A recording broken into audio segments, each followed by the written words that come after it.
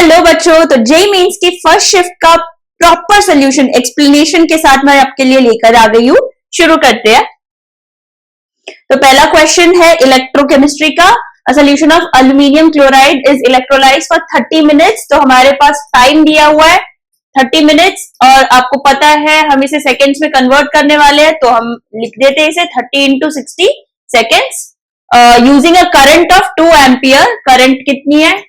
2 ampere. The amount of aluminium deposited at cathode. At cathode है मतलब जहां पे रिडक्शन होगा एल्यूमिनियम का, यानी कि Al3 प्लस 3 इलेक्ट्रॉन गेन कर लेगा। रिडक्शन इसी को कहते हैं, राइट? तो हमें इतना एल्यूमिनियम मिलेगा। अब यहां से जो मैं चार्ज देख सकती हूँ कितना है? 3 मोल्स। 1 मोल चार्ज कितना होता है? 1 फैराडे। 3 मोल चार्ज कितना हो जाएगा? 3 फैराडे, राइट? तो ये 3 फैराडे कितना देगा हमें? 1 मोल एल्यूमिनियम देता है, right? The amount of aluminium deposited at cathode, यानी कि मास निकालना है एल्यूमिनियम का, तो मैं 1 मोल के लिए यहाँ पे एल्यूमिनियम का मास लिख देती हूँ। चार्ज है वो कितना हो जाएगा? 3 फैराडे, यानी 3 into 96500। इतना चार्ज हमें किससे मिलता है? 1 मोल एल्यूमिनियम, जो कितना ग्राम है? 27 ग्राम। यहाँ पे देख लेंगे हम 27 ग्राम पर मोल दिया है, राइट? तो 1 मोल का हमें मास पता है। इस करंट और इस टाइम से जो चार्ज बनता है वो कितना होता है? 2 एम्पियर। Time 30 into 60, correct? तो इसे मैं यहां लिख देती हूं 2 into 30 into 60 gives x amount of aluminium. अब सिंपल क्या करेंगे? क्रॉस मल्टीप्लीकेशन और निकाल लेंगे आंसर। पहले 0 0 हटा देते हैं, 3 से 3 चला जाएगा। जैसे ये 27 है, अगर मैं इसको ऐसा लिख दूं 3 into 9, ठीक है? ये 3, ये 2 क्या हो गया? 6 और ये 6 क्या हो गया? 36। 36 into 9 करना है मुझे, सिंपल हो जाएगा एकदम। 36 into 9 करने की जगह मैं कर सकती हूँ 36 into 10, 360। 360 में से अगर मैं 36 माइनस कर दूं तो मुझे क्या मिल जाएगा? 36 into 9, तो वो हो जाएगा 324 डिवाइडेड बाय 965। ये 324 और ये 965 कैसा दिख रहा है? 1/3 और 1/3 है, इसीलिए आपका आंसर क्या हो जाएगा? 0.336। आंसर 0.336 है।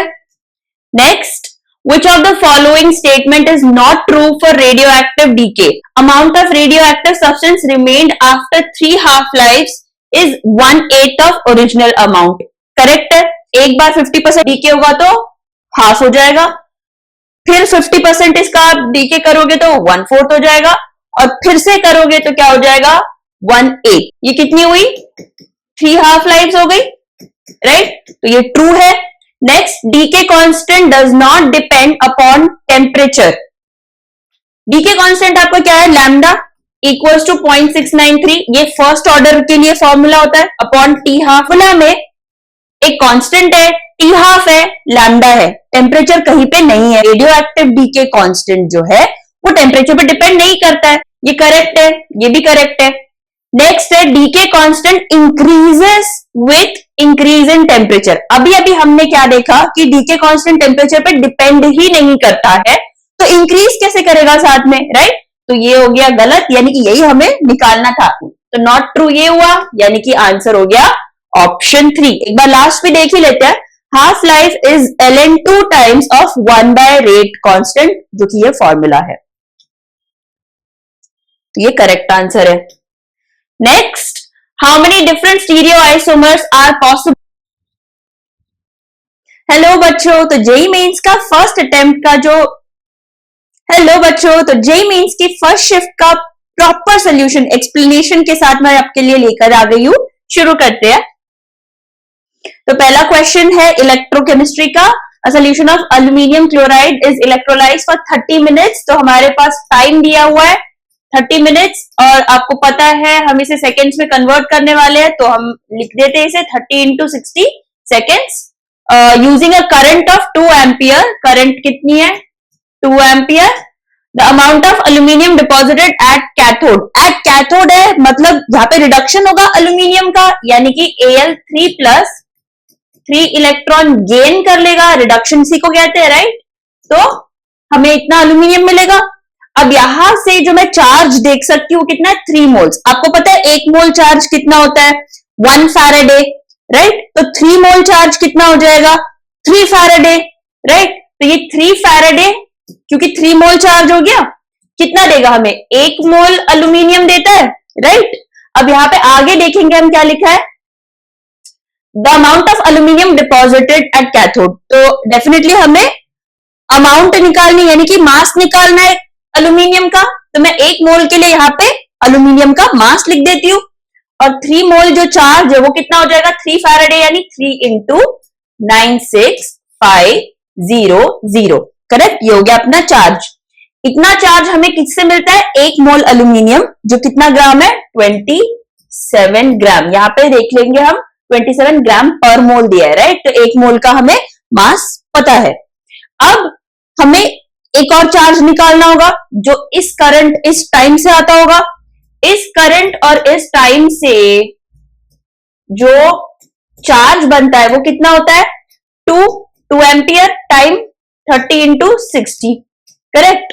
तो इसे मैं यहां लिख देती हूं, 2 into 30 into 60 gives x amount of aluminium.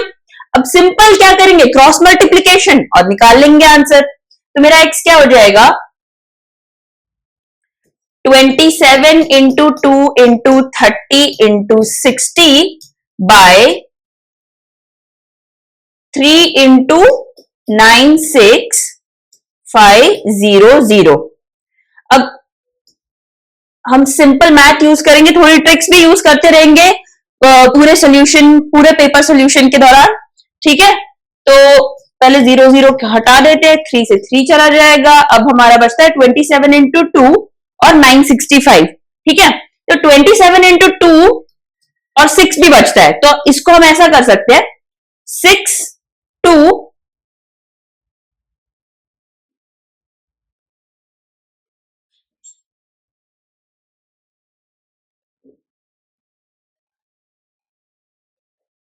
तो गड़बड़ है, 3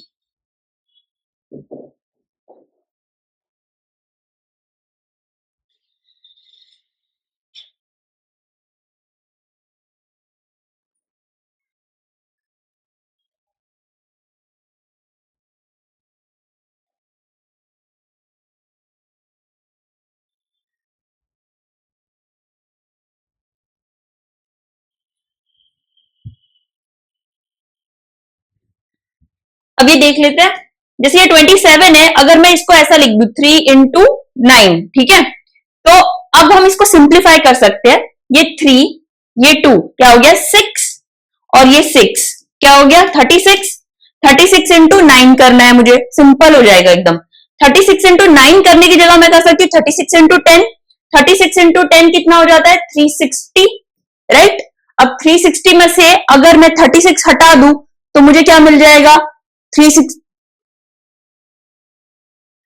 अब 360 में से अगर मैं 36 माइनस कर दूं तो मुझे क्या मिल जाएगा? 36 इंटू 9, तो वो हो जाएगा 324, ओके। वो कितना हो जाएगा? 324 डिवाइडेड बाय 965। अब ये जो दोनों है, ये कैसे दिख रहे हैं? एकदम 1/3 दिख रहा है। ये 325, सॉरी, ये 324 और ये 965 कैसा दिख रहा है? 1/3, और 1/3 है, इसीलिए आपका आंसर क्या हो जाएगा? 0.336, राइट। आंसर 0.336 है। Next, which of the following statement is not true for radioactive decay? Radioactive decay आपको पता होगा, अगर मैं फर्स्ट ऑर्डर के लिए लू तो आपको पता है फॉर्मूला क्या होता है? K इक्वल टू 0.69 K, या फिर हम इसको कैसे लिख सकते हैं? लैम्डा लिख सकते हैं, decay constant, right. 0.693 upon T half. तो यहाँ पे टी हाफ है, डीके कांस्टेंट है, लेकिन टेम्परेचर तो है ही नहीं, राइट। तो आपका जो डीके कांस्टेंट है, अब उसके बारे में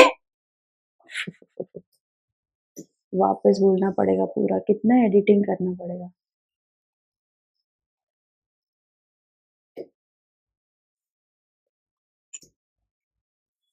Which of the following statement is not true for radioactive decay? Amount of radioactive substance remained after 3 half-lives is 1/8 of original amount. Correct है, क्योंकि एक जैसे अगर हमारा हम ले लेते हैं फर्स्ट, एक बार 50% डीके होगा तो हाफ हो जाएगा, फिर 50% इसका आप डीके करोगे तो 1/4 हो जाएगा, और फिर से करोगे तो क्या हो जाएगा 1/8। यानी कि 3 हाफ लाइफ्स, ये कितनी हुई 3 हाफ लाइफ्स हो गई, राइट। तो ये ट्रू है। Next, decay constant does not depend upon temperature. Decay constant आपका क्या है, लैम्डा इक्वल्स टू 0.693, ये फर्स्ट ऑर्डर के लिए फॉर्मूला होता है, right, upon T half, right. अब फॉर्मूला में एक कांस्टेंट है, टी हाफ है, लैम्डा है, टेम्परेचर कहीं पे नहीं है, राइट। और वैसे भी decay constant, radio active decay constant जो है वो टेम्परेचर पे डिपेंड नहीं करता है, तो ये तो सही हुआ, ये करेक्ट है, ये भी करेक्ट है। नेक्स्ट है, decay constant increases with increase in temperature. अभी अभी हमने क्या देखा कि डीके कांस्टेंट टेम्परेचर पे डिपेंड ही नहीं करता है, तो इंक्रीज कैसे करेगा साथ में, राइट। तो ये हो गया गलत, यानी कि यही हमें निकालना था, इनकरेक्ट ही निकालना था, right. Which of the following is not true, तो नॉट ट्रू ये हुआ, यानी कि आंसर हो गया ऑप्शन 3। एक बार लास्ट भी देख ही लेते हैं, half life is ln2 times of 1/rate constant, जो कि ये फॉर्मूला है, तो ये करेक्ट आंसर है। Next, how many different stereo isomers are possible for the given molecule. अब इस मॉलिक्यूल को आप देख लेंगे, COH दिया है, यहाँ पे CH3 है, फिर एक H तो होगा ही यहाँ पे दिया है C डबल बॉन्ड C, एक H बना लेते हैं, इधर भी एक H बना लेते हैं, और लास्ट में एक CH3। अब ये कार्बन कैसा है, कायरल कार्बन। हमें क्या बोला है, स्टीरियो आइसोमर्स, क्या उन्होंने स्पेसिफिकली बोला है ज्योमेट्रिकल आइसोमर्स, ऑप्टिकल नहीं, टोटल स्टीरियो आइसोमर्स पूछे। तो ये भी आपका स्टीरियो सेंटर हो गया, और यहाँ पे C डबल बॉन्ड C है, तो डबल बॉन्डेड में हमें क्या मिलते हैं, ज्योमेट्रिकल आइसोमर्स मिलते हैं, सिस और ट्रांस। तो ये वाला जो स्टीरियो सेंटर है, क्योंकि ये कायरल है, तो ये आपको R और S दो स्टीरियो आइसोमर देंगे, और यहाँ पे C डबल बॉन्ड C है, यहाँ पे आपको सिस और ट्रांस मिल जाएंगे, राइट। ज्योमेट्रिकल आइसोमरिज्म आपको देखना आता ही होगा कि C डबल बॉन्ड C जो है, उनपे दोनों कार्बन पे डिफरेंट ग्रुप लगे होने चाहिए। जैसे इस कार्बन पे ये एक ग्रुप लगा है, ये एक ग्रुप लगा है, दोनों एक दूसरे से अलग है। इस कार्बन पे भी ये ग्रुप लगा है, ये ग्रुप लगा है, CH3 और H दोनों अलग है, तो ये डेफिनेटली सिस और ट्रांस ज्योमेट्रिकल आइसोमर्स भी देंगे। तो हमें कितने आइसोमर्स मिलेंगे, स्टीरियो आइसोमर मिलेंगे, 1 2 3 4। Yes, correct answer. Electronegativity order is incorrect. अब फर्स्ट वाला केस देख लेते हैं, अल्यूमिनियम, मैग्नीशियम, बोरॉन, नाइट्रोजन। इसके लिए एक और बात आप याद रख सकते हो कि अक्रॉस द पीरियड और डाउन द ग्रुप क्या होता है। Across the period electronegativity increase, down the group electronegativity decrease. जैसे अल्यूमिनियम, बोरॉन, नाइट्रोजन, ये सब सेकेंड और थर्ड पीरियड के एलिमेंट्स है, तो मैं ऐसे लिख सकती हूँ LiBeB, यहां पे लिखा हुआ है ऑलरेडी मैंने, बस क्लैरिटी के लिए यहां लिख रही हूं, CNOF, NaMg, Al, Si, PS, Cl। और कोई एलिमेंट आपको दिख रहा है इनके अलावा, सिलिकॉन, हाँ, सारे सेकेंड और थर्ड पीरियड के इसी में आ गए, ठीक है। अब इलेक्ट्रोनेगेटिविटी अक्रॉस द पीरियड क्या होती है, इंक्रीज, और top to bottom decrease, right. तो अगर मेरे पास Al, Mg, B और N दिया है, तो बोरॉन और नाइट्रोजन में नाइट्रोजन की इलेक्ट्रोनेगेटिविटी ज्यादा है, करेक्ट। Al और Mg देखते हैं, Al और Mg में Al की इलेक्ट्रोनेगेटिविटी ज्यादा है, लेकिन क्योंकि अक्रॉस द पीरियड जा रहा है तो Al की इलेक्ट्रोनेगेटिविटी ज्यादा है, लेकिन यहां पे क्या दिया है, Al की हमको दी है Mg से कम। होना कैसा चाहिए था, Mg लेस देन Al, लेकिन यहां पे दिया है Al लेस देन Mg, तो आंसर शायद हमें मिल ही गया है, क्योंकि ऑफ कोर्स एक ही आंसर होगा इसमें।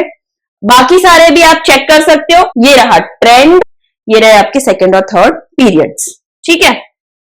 तो आंसर हो गया फर्स्ट अब यहाँ पे मैंने थोड़ी सी आपके लिए प्रिपरेशन करके रखी है। ये इलेक्ट्रोनेगेटिविटी वैल्यूज जो है वो आपको याद होनी चाहिए। पॉलिंग स्केल जो है आपको याद होनी चाहिए। हाइड्रोजन की वैल्यू 2.1 और फ्लोरीन 4।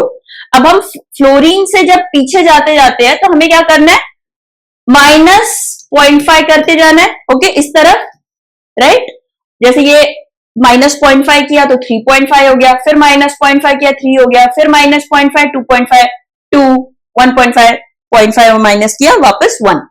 फिर नीचे आते टाइम पहले तो हम क्या करेंगे, -1, तो 4 से 3 आ गया -1। फिर नीचे आएंगे तो -0.2, फिर नीचे आएंगे तो -0.2 अगेन। ठीक है, फिर इस तरफ जाएंगे क्लोरीन से, तो पहले क्या करेंगे -0.5, फिर -0.4, फिर -0.3, फिर -0.3 -0.3 -0.3। Li के नीचे आते हो तो 0.1 का डिफरेंस 0.9 0.8। नेक्स्ट क्वेश्चन है लैंथेनाइड सीरीज का। ये काफी इजी हो जाता है अगर आपको लैंथेनाइड सीरीज याद है। अगर नहीं याद है तो आपको कोई भी ट्रिक से लैंथेनाइड्स जो है वो याद कर लेने चाहिए। ठीक है, काफी ट्रिक्स है, हम देख लेंगे एक दो भी। तो जैसे लैंथेनाइड सीरीज है, आपने देखा होगा हम इस तरह से एटॉमिक नंबर इस तरह से लिखते हैं, कुछ Xe 4f 6s, है ना, इस तरह से लिखते हैं। Xe का एटॉमिक नंबर क्या है 54। Xe कहां आता है, आपके 5th पीरियड में आता है, राइट। तो हम 5th पीरियड से 6th पीरियड में आते हैं। फिर 6th पीरियड में जब हम आते हैं तो यहाँ पे CS Ba और फिर आता है आपका लैंथेनम। लैंथेनम के बाद आते हैं 14 एलिमेंट्स जो होते हैं आपके लैंथेनाइड सीरीज, राइट।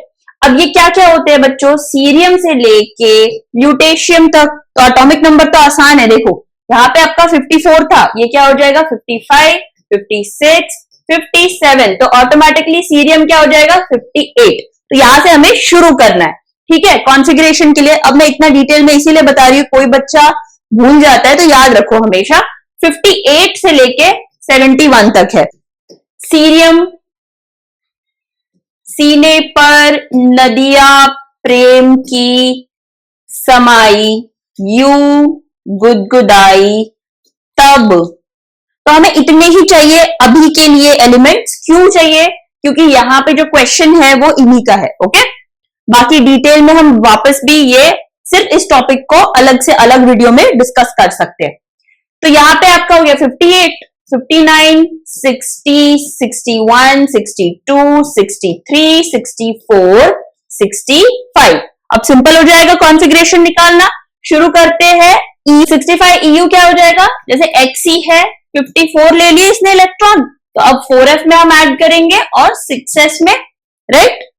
आपका जो ये गैडोलिनियम है इसमें ही आप 5D यूज करते हो, वो आपको पता होना चाहिए। तो यहाँ पे कितने हो जाएंगे 4f 7 6s 2। ओके, 9 + 54, ये मैंने गलती से 65 लिख दिया है यहाँ पे, आपने देखा होगा ऑलरेडी 63। ठीक है, थोड़ा अरेंज कर दिया है स्पेस के हिसाब से, तो 63 हो जाएगा, राइट। अब अगर ये EU2+ होता बच्चों तो क्या हो जाएगा 6s2 से ये 2 इलेक्ट्रॉन चले जाएंगे, क्या बन गया 4f7 6s 0। अब बात करते हैं GD की।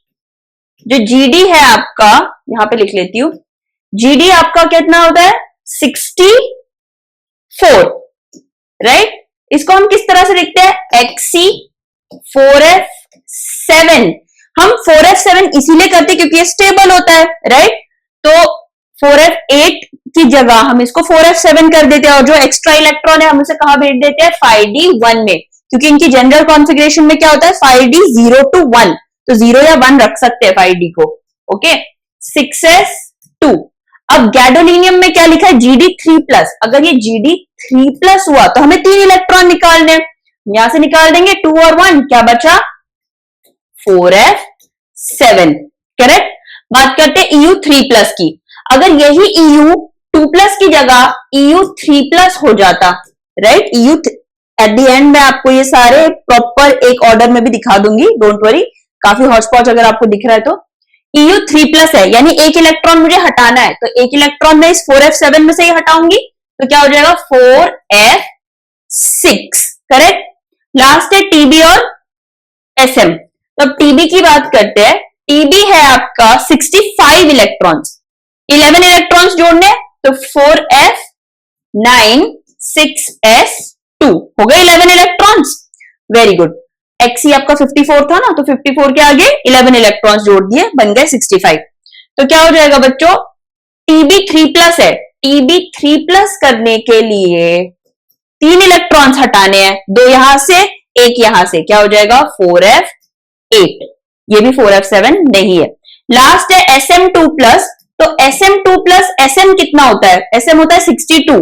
62 यानी कि 4f 54 है एक्सी, उसमें आपको कितने जोड़ने हैं 62 करने के लिए 8, यानी कि 6s2 4f6। अब Sm2+ है तो क्या हो जाएगा 4f6, राइट। यानी कि जो 4f7 वाले केसेस है वो कौन से है, 4f7 हो गया आपका EU2+, फिर GD3+, ये 4f6 है, ये 4f8 है, ये 4f6 है।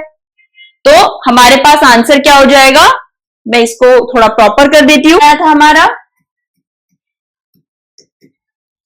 4f7,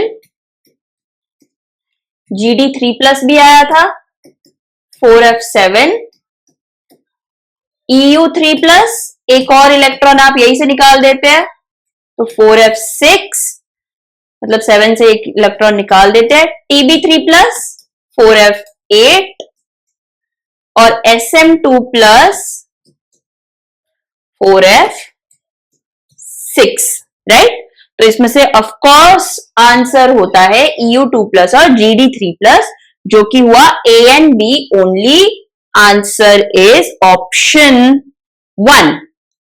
next, match the list with 1 और 2 की मैच द लिस्ट करनी है, सिंपल। अब पहला हमको दिया हुआ है Al3+, Mg2+, Na+, F-। अब आप देखेंगे इन सब में सेम इलेक्ट्रॉन्स है, ये सब कैसे है, iso electronic species, correct. Iso electronic species है, बस इनके क्या चेंज हो रहे हैं, चार्जेस चेंज हो रहे हैं बच्चों। तो इस केस में क्या होता है, Z इफेक्टिव जो है वो हम देख सकते हैं कैसा होता जा रहा है, यहाँ पे चार्ज ज्यादा है तो ये साइज कैसी हो जाएगी, प्लस चार्ज ज्यादा है तो क्या हो जाएगा, Z इफेक्टिव बढ़ जाएगा। Z इफेक्टिव बढ़ जाएगा, अट्रैक्शन बढ़ेगा, और अट्रैक्शन बढ़ेगा तो साइज छोटी हो जाती है, आयनिक रेडिया छोटी हो जाती है। यानी Al3+ हमारा यहाँ पे सबसे कैसा हो गया, छोटा, फिर Mg2+, फिर Na+, ज्यादा चार्ज होगा कम साइज होगी, ओके। और F- है, जब माइनस चार्ज बढ़ता है तो क्या हो जाता है, Z इफेक्टिव कम हो जाता है, अट्रैक्शन कम हो जाएगा, अट्रैक्शन कम होगा तो रिपल्शन बढ़ेगा, रिपल्शन बढ़ेगा तो साइज भी बढ़ेगी, तो F- की साइज सबसे ज्यादा हो जाएगी। ये हो गया ट्रेंड किसका, आयनिक रेडिया। चलो तो इसे हम क्या करते हैं, A को हम टैग कर देते हैं, A को हम टैग कर देते हैं 4 से आयनिक रेडिया। नेक्स्ट BCON, इसे हम टैग करते हैं। अब जैसे अगर मुझे इलेक्ट्रोनेगेटिविटी देखनी होती तो अक्रॉस द पीरियड कौन से एलिमेंट आते हैं, BCNO, लेकिन यहां पे क्या है BCON, तो ये इलेक्ट्रोनेगेटिविटी का ऑर्डर तो नहीं हो सकता। आपको याद होगा इलेक्ट्रोनेगेटिविटी में हम कैसे जाते हैं, BCNO, इस तरह से इलेक्ट्रोनेगेटिविटी बढ़ाते हैं। तो ये इलेक्ट्रोनेगेटिविटी तो नहीं हो सकता क्योंकि ON के पहले आ गया, तो ये क्या हो सकता है, ये हो सकता है आयनाइजेशन एनर्जी। क्यों, क्योंकि नाइट्रोजन के पास क्या होता है, P3 स्टेबल हो जाता है ना, P3 हाफ फिल्ड, तो आयनाइजेशन एनर्जी उसकी बहुत ज्यादा बढ़ जाती है, इसीलिए नाइट्रोजन की आयनाइजेशन इन सबसे ज्यादा है, तो इसको मैं क्या बोल दूंगी, आयनाइजेशन एंथैल्पी। तो हम B को टैग कर देते हैं फर्स्ट से, शायद इसमें हमारा आंसर आ जाना चाहिए, A4B1, A4B1, A4B1 दो है तो एक और हमें सॉल्व करना होगा। C सॉल्व करके देखते हैं, BALMGK। अब हमारे पास बचता है मेटालिक कैरेक्टर और इलेक्ट्रोनेगेटिविटी। अगेन इलेक्ट्रोनेगेटिविटी तो बच्चों ये हो नहीं सकता, क्यों? क्योंकि अगर K सबसे ज्यादा दिया हुआ है तो K तो इलेक्ट्रोनेगेटिव कम ही होगा ना Mg और B से, ये तो ज्यादा मेटालिक है, तो K इन सब में सबसे ज्यादा मेटालिक है, तो ऑब्वियसली ये आपका C किसके साथ टैग हो जाएगा? Metallic character. तो आंसर कौन सा हो गया? ये वाला C2। C को हमने किससे किया? मेटालिक कैरेक्टर से, C2। तो D हमारा कहां पे टैग हो जाएगा? इलेक्ट्रोनेगेटिविटी में, यानी आंसर हो जाएगा ऑप्शन 3। देख लेते हैं, बिल्कुल सही है option 3। Next, which of the following acids is a vitamin? अब यहां पे एक विटामिन कौन सा होगा? Adipic acid, aspartic acid, ascorbic. Ascorbic acid जो होता है वो होता है विटामिन सी। एस्कॉर्बिक एसिड क्या होता है? Vitamin C. इसका स्ट्रक्चर भी आपको पता होना चाहिए। क्यों पता होना चाहिए? क्योंकि क्वेश्चन पूछा जा सकता है, सिर्फ इसी चीज का क्वेश्चन नहीं होगा कि इसका नाम बता दो, इसमें स्टीरियो आइसोमर भी पूछ सकते हैं इसके, यानी स्टीरियो सेंटर्स पूछे जा सकते हैं, कोई कायरल कार्बन है क्या, ऐसा सब पूछा जा सकता है। इसीलिए विटामिन सी आप स्ट्रक्चर भी अच्छे से पढ़ लो। Done. Next, a liquid when kept inside a thermally insulated closed vessel. अब क्योंकि थर्मली इंसुलेटेड बोला है तो यही से हमारे दिमाग में क्या आना चाहिए कि हीट एक्सचेंज नहीं हो रही है। जब हीट एक्सचेंज नहीं हो रही है तो हम उसको क्या बोलते हैं? Q equal to 0। ओके, आगे बढ़ते हैं। At 25 degree Celsius was mechanically stirred from outside, what will be the correct option for the following thermodynamic parameters? अब यूजुअली यहां पे हम ये ले सकते हैं delta U equal to Q plus W which is thermodynamic first law, right. अब Q अगर 0 हो गया तो हम क्या लिख सकते हैं? Delta U equal to W, right. अब यहां पे ना डेल्टा U 0 है ना W 0 है, तो दोनों ही क्या हो गए? 0 से तो ग्रेटर हो गए। Okay, positive values. तो यहां पे हमारा आंसर क्या हो जाएगा बच्चों? Delta U greater than 0, W greater than 0 और Q 0। ऐसा कौन सा ऑप्शन है? फर्स्ट ऑप्शन ही दिख रहा है मुझे, तो देख लेते हैं। यस, फर्स्ट ऑप्शन है।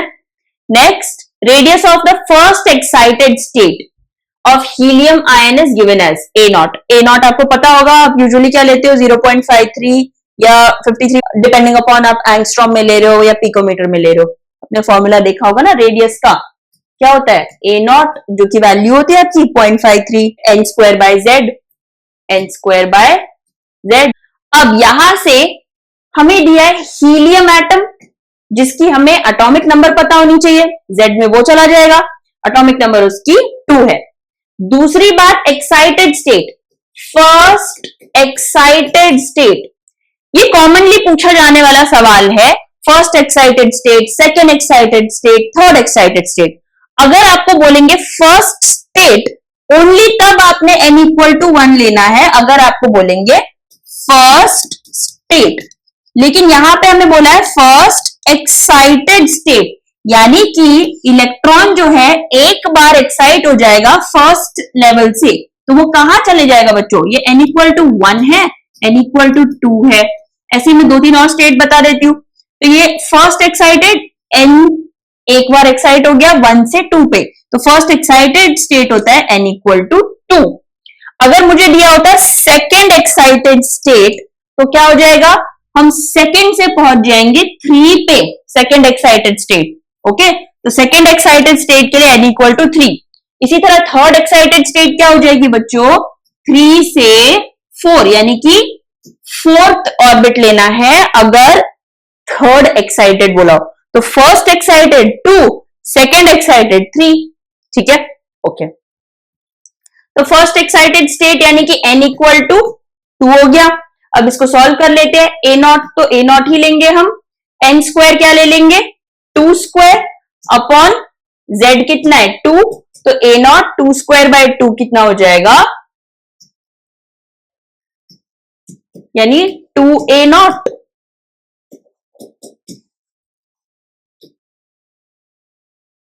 R equals to 2A0.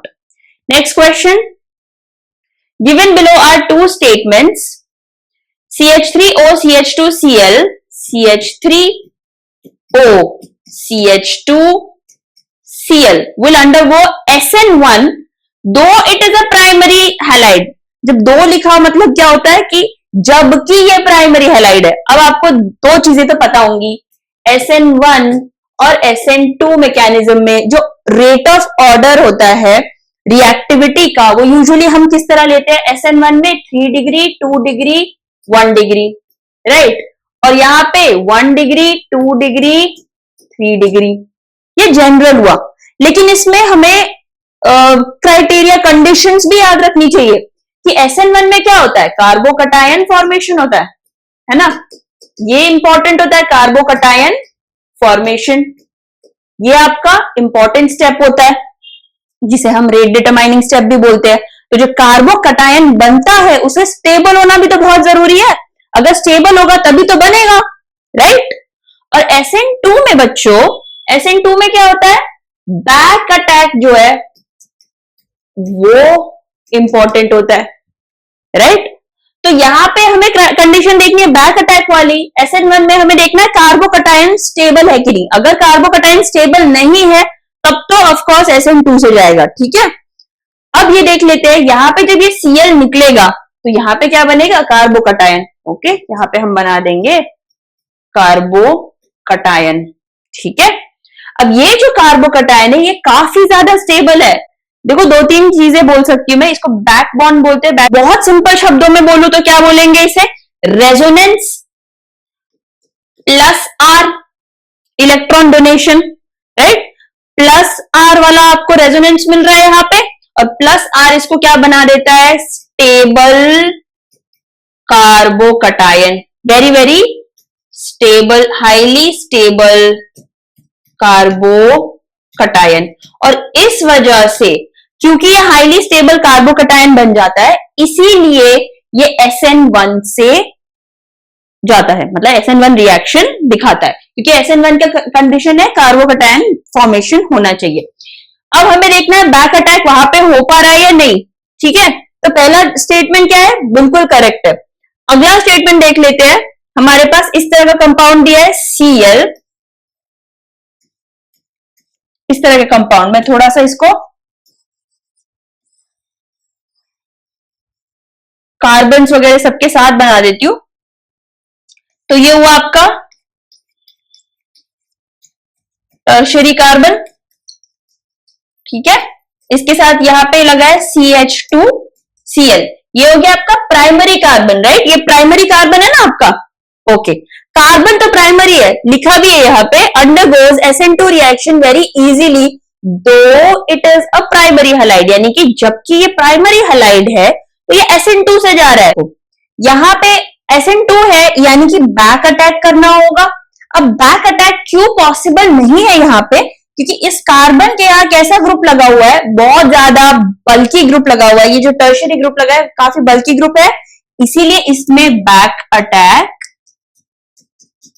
Possible नहीं है, और ये SN2 नहीं जाएगा। बट यहां पे लिखा है अंडरगोज SN2, तो उसके अकॉर्डिंग जो फर्स्ट वाला है वो तो सही है, क्योंकि कार्बोकटायन बहुत हाईली स्टेबल है, इसीलिए SN1 में जाएगा। सेकंड वाला प्राइमरी हैलाइड है लेकिन बैक अटैक पॉसिबल नहीं है, बैक अटैक नहीं है तो SN2 पॉसिबल नहीं है, लेकिन वो बोल रहा है SN2 में जाएगा, तो ये सेकंड वाला रॉन्ग हुआ, फर्स्ट वाला राइट हुआ। ऐसा ऑप्शन कौन सा है, statement 1 is correct but statement 2 is incorrect, option 3। अब मैं आपको एक और चीज बताना चाहती हूं कि मैंने ऐसा एक और क्वेश्चन देखा है जिसमें क्या बोला है कि ये जो सेकंड वाला है ना, सेकंड स्टेटमेंट, वो ऐसा दिया है CH3 एक PyQ है, CH2Cl दो is a primary halide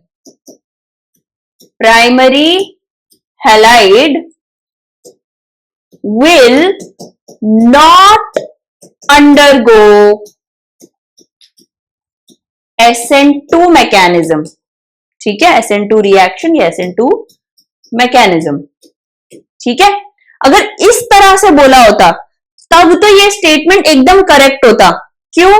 क्योंकि यहां पे बैक अटैक पॉसिबल नहीं है, तो SN2 भी पॉसिबल नहीं है, जबकि SN2 में प्राइमरी हैलाइड पार्टिसिपेट करते हैं. लेकिन ये SN2 नहीं जाएगा क्योंकि यहां पे no SN2 since back attack is not possible in this halide due to bulkier group present.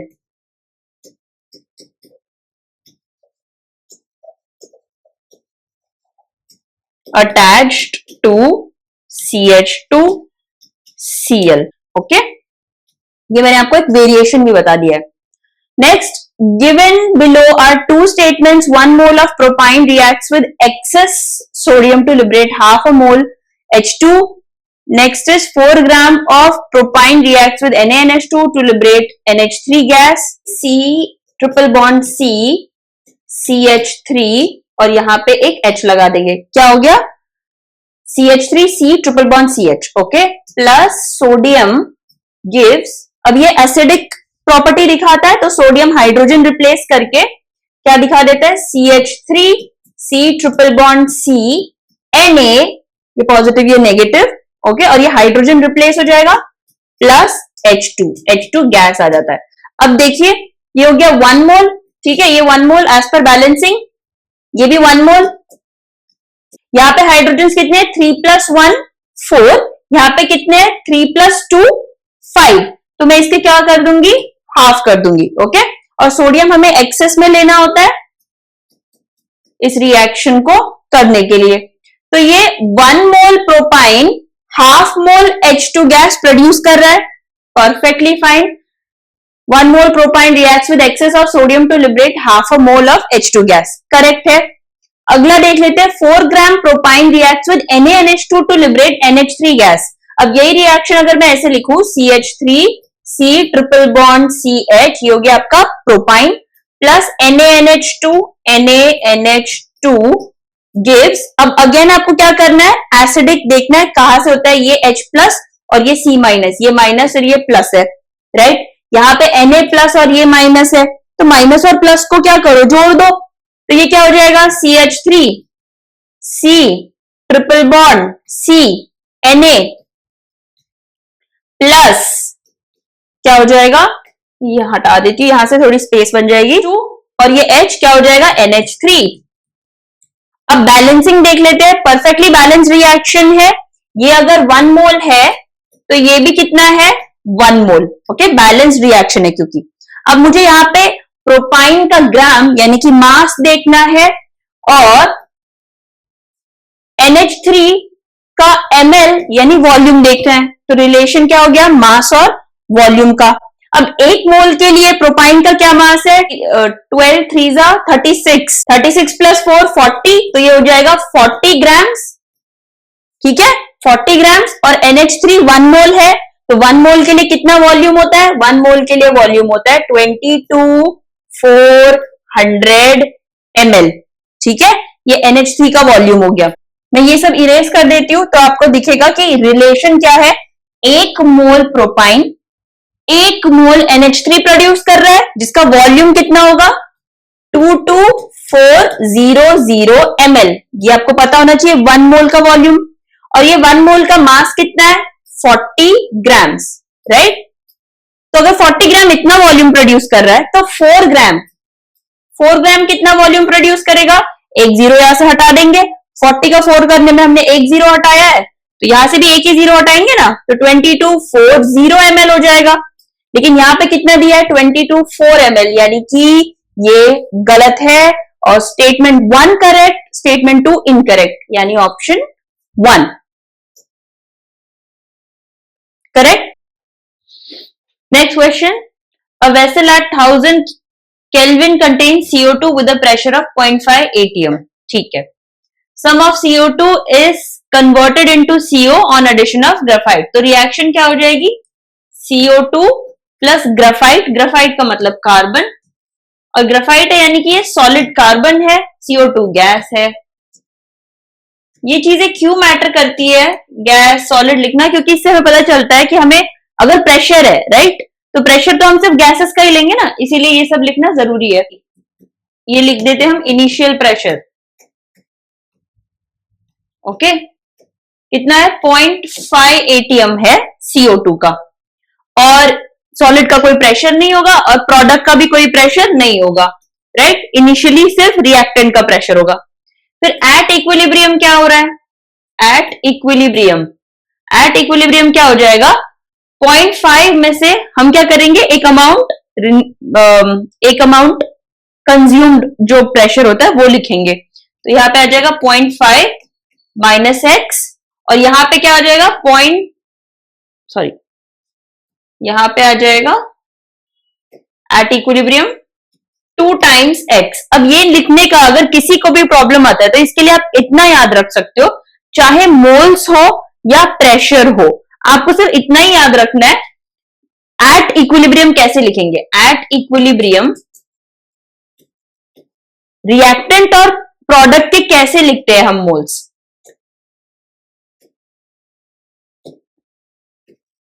Reactant के मोल्स हम लिखते हैं इस तरह से, रिएक्टेंट मोल्स, और प्रेशर दोनों के लिए अप्लाइड है, ठीक है. रिएक्टेंट के मोल्स हम कैसे लिखेंगे? ये एट इक्विलिब्रियम है. एट इक्विलिब्रियम जो भी इनिशियल प्रेशर होगा या इनिशियल मोल्स होंगे, इनिशियल मोल्स Ni मतलब इनिशियल मोल्स माइनस स्टोइक्योमेट्रिक कोएफिशिएंट, जो इसका स्टोइक्योमेट्रिक कोएफिशिएंट है, ठीक है, इनटू एक्स. समझ गए? तो क्या हो गया? इनिशियल प्रेशर कितना है? 0.5 माइनस स्टोइक्योमेट्रिक कोएफिशिएंट 1 इनटू एक्स, तो 0.5 माइनस एक्स. ये उन्हीं के लिए जिनको भी ये सब लिखने में दिक्कत आती है, जरा सी भी 1% भी अगर आपको प्रॉब्लम आती है तो. प्रोडक्ट मोल्स किस तरह लिखते हैं हम? प्रोडक्ट मोल्स हम इस तरह लिखते हैं, SC इंटू एक्स. अब यहां पे सीधा सीधा क्या करना है आपने? जो भी स्टोइक्योमेट्रिक कोएफिशिएंट है इनटू एक्स कर देना है. तो इक्विलिब्रियम पे हमारे रिएक्टेंट मोल्स या रिएक्टेंट प्रेशर दोनों के लिए सेम फॉर्मूला है. रिएक्टेंट प्रेशर कितना हो गया? 0.5 माइनस एक्स, क्योंकि 0.5 क्या है? इनिशियल मोल या फिर इनिशियल प्रेशर, माइनस स्टोइक्योमेट्रिक कोएफिशिएंट कितना है? 1 इंटू एक्स, तो 0.5 माइनस एक्स हो गया. और प्रोडक्ट का प्रेशर कितना हो जाएगा? Directly stoichiometric coefficient into x. Stoichiometric coefficient 2 है, 2 इंटू एक्स, 2x, ठीक है. तो ये आप कॉपी कर लीजिए. अब हमें टोटल प्रेशर भी दिया हुआ है. टोटल प्रेशर कितना है? यहां पे मैं लिख देती हूं P टोटल. P टोटल है 0.8 एटीएम. ओके, आगे बढ़ते हैं. 0.8 एटीएम टोटल प्रेशर है. इक्विलिब्रियम पे इतना प्रेशर है, तो टोटल लिख देंगे हम. P total is equal to 0.5 minus x plus 2x. वो कितना हो जाएगा? 0.8 के बराबर. टोटल प्रेशर 0.8 है ना.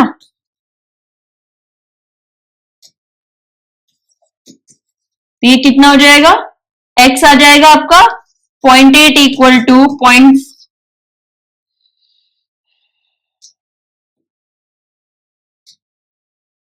x प्लस 0.5, ये माइनस एक्स 2x, x हो जाएगा प्लस 0.5, तो x plus 0.5, x equal to 0.8 minus 0.5, 0.3. Correct. अब हर जगह पे आपने क्या करना है? इनिशियल प्रेशर, रिएक्टेंट प्रेशर और प्रोडक्ट प्रेशर में वैल्यूज पुट कर देनी है. तो ये कितना हो जाएगा? ये हो जाएगा आपका 0.5 माइनस 0.3 इक्वल टू 0.2 एटीएम, और ये कितना हो जाएगा? 2 इंटू 0.3, 0.6 एटीएम. ठीक है. अब हम सॉल्व कर लेते हैं अकॉर्डिंग टू द फॉर्मूला. तो CO2 हमें कितना मिला है? 0.2 एटीएम इक्विलिब्रियम पे, और ये हमें कितना मिला है? 0.6 एटीएम एट इक्विलिब्रियम.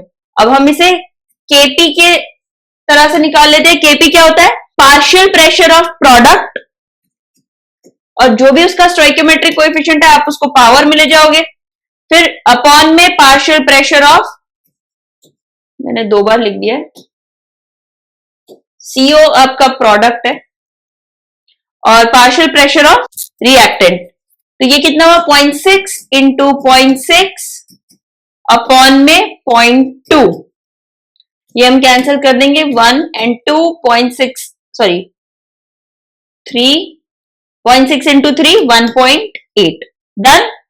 तो आंसर होना चाहिए आपका 1.8 ATM which is option 2। Check कर लेते हैं, यही आंसर है 1.8 एटीएम। नेक्स्ट आयुपैक नेम निकालना है। अब यहाँ पे आपको आइडेंटिफाई करना होगा सबसे पहले तो फंक्शनल ग्रुप्स। क्या क्या फंक्शनल ग्रुप्स है देख लेते हैं। COOH दिखाई दे रहा है, ओके। इसके अलावा COOR दिखाई दे रहा है, तो ये कौन सा फंक्शनल ग्रुप है? एस्टर। और ये कौन सा फंक्शनल ग्रुप है? Carboxylic acid. आपको सीक्वेंस पता होना चाहिए, प्रायोरिटी सीक्वेंस। तो प्रायोरिटी सीक्वेंस के अकॉर्डिंग कार्बोक्सिलिक की ज्यादा प्रायोरिटी है, तो वो हमें मेन फंक्शनल ग्रुप लेना पड़ेगा, राइट। तो हमारी जो चेन होगी, जो हमारी लार्जेस्ट चेन होगी, वो कार्बोक्सिलिक वाली होगी। तो ये हो गया आपका कार्बोक्सिलिक का कार्बन COOH, ठीक है। उसके बाद कितने कार्बन आ रहे हैं? ये आपका पहला कार्बन, फिर 2 3 4 5 6 और यहां पे एक है, और राइट। तो ये हो जाएगा 2 3 4 5 6 2 3 4 5 6 पे क्या है? डबल बॉन्ड O, उसके बाद O CH3, O और ये क्या है? CH3, right. तो ये हो गया आपका अल्कोक्सी ग्रुप या मिथॉक्सी ग्रुप, और CO क्या हो गया? Carbonyl group. CO क्या हो गया? कार्बोनिल। तो ये आपका 1 कार्बन हो गया, 2 3 4 5 6, और सेकेंड कार्बन पे CH3 है, ये रहा। और इस 2 3 4 5 कार्बन पे भी एक CH3 है, राइट। तो 2 और 5 पे तो मिथाइल ग्रुप्स आ गए। 6 कार्बन के लिए मैं क्या बोलूंगी? मिथॉक्सी कार्बोनिल, ठीक है। तो 6 methoxy carbonyl, 6 methoxy carbonyl, 2,5 2 5 di, इसे मैं नीचे लिख लेती हूं,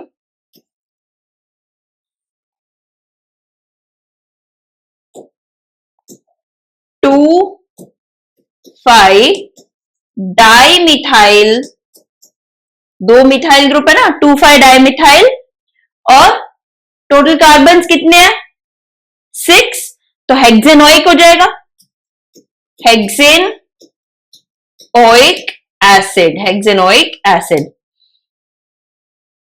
ऐसा ऑप्शन है ऑप्शन 4, राइट। ऑप्शन 4 आंसर भी आपका आंसर है option 4। Next, which of the following electrolyte can be used to obtain H2S2O8 by the process of electrolysis. शुरुआत से देखते हैं। Sodium sulphate dilute solution.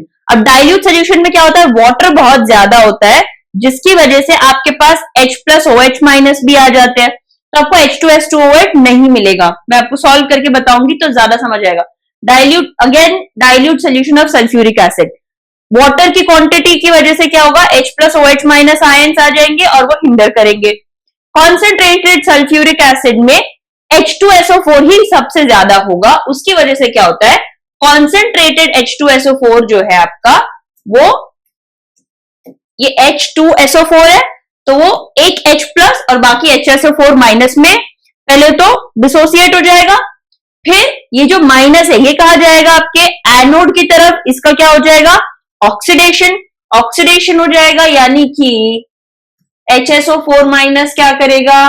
एक इलेक्ट्रॉन लूज कर देगा। अब अगर ये एक इलेक्ट्रॉन लूज करता है तो ये बन जाएगा HSO4। अभी आपको मैं दिखा देती हूं कैसा होता है, ज्यादा समझ में आएगा। ये आपका HSO4, इसको हमें स्टेबल भी तो बनाना है, राइट। 1 2 3 4 5 6 ऐसा होता है ना। अब अगर हमने इसका इलेक्ट्रॉन हटा दिया तो क्या हो जाएगा? इस पे एक ऑड इलेक्ट्रॉन आ जाएगा, इस पे क्या आ जाएगा, एक ऑड इलेक्ट्रॉन। एक इलेक्ट्रॉन हटा देंगे, पेयर होते हैं ना बच्चों, पेयर, पेयर में से आपने एक इलेक्ट्रॉन हटा दिया तो एक बच गया, तो ये क्या बन गया, ये तो एक रेडिकल बन गया। अब ये क्या अनस्टेबल है, तो हम इसको एक और रेडिकल दे देते हैं, तो यानी कि हम एक और HSO4 माइनस ले लेते हैं, एक और HSO4 माइनस ले लो, उसमें से भी हमने क्या करना है, एक इलेक्ट्रॉन हटा देना है, वो भी क्या बन जाएगा, HSO4 का रेडिकल बन जाएगा। और ये दोनों रेडिकल मिलके क्या बना लेंगे, H2S2O, इधर 4 है इधर 4 है, तो कितने हो जाएंगे, H2S2O8। तो और इलेक्ट्रॉन कितने गए, एक इलेक्ट्रॉन आपका यहां से गया, एक इलेक्ट्रॉन यहां से गया, यानी टोटल इलेक्ट्रॉन कितने बाहर आ गए,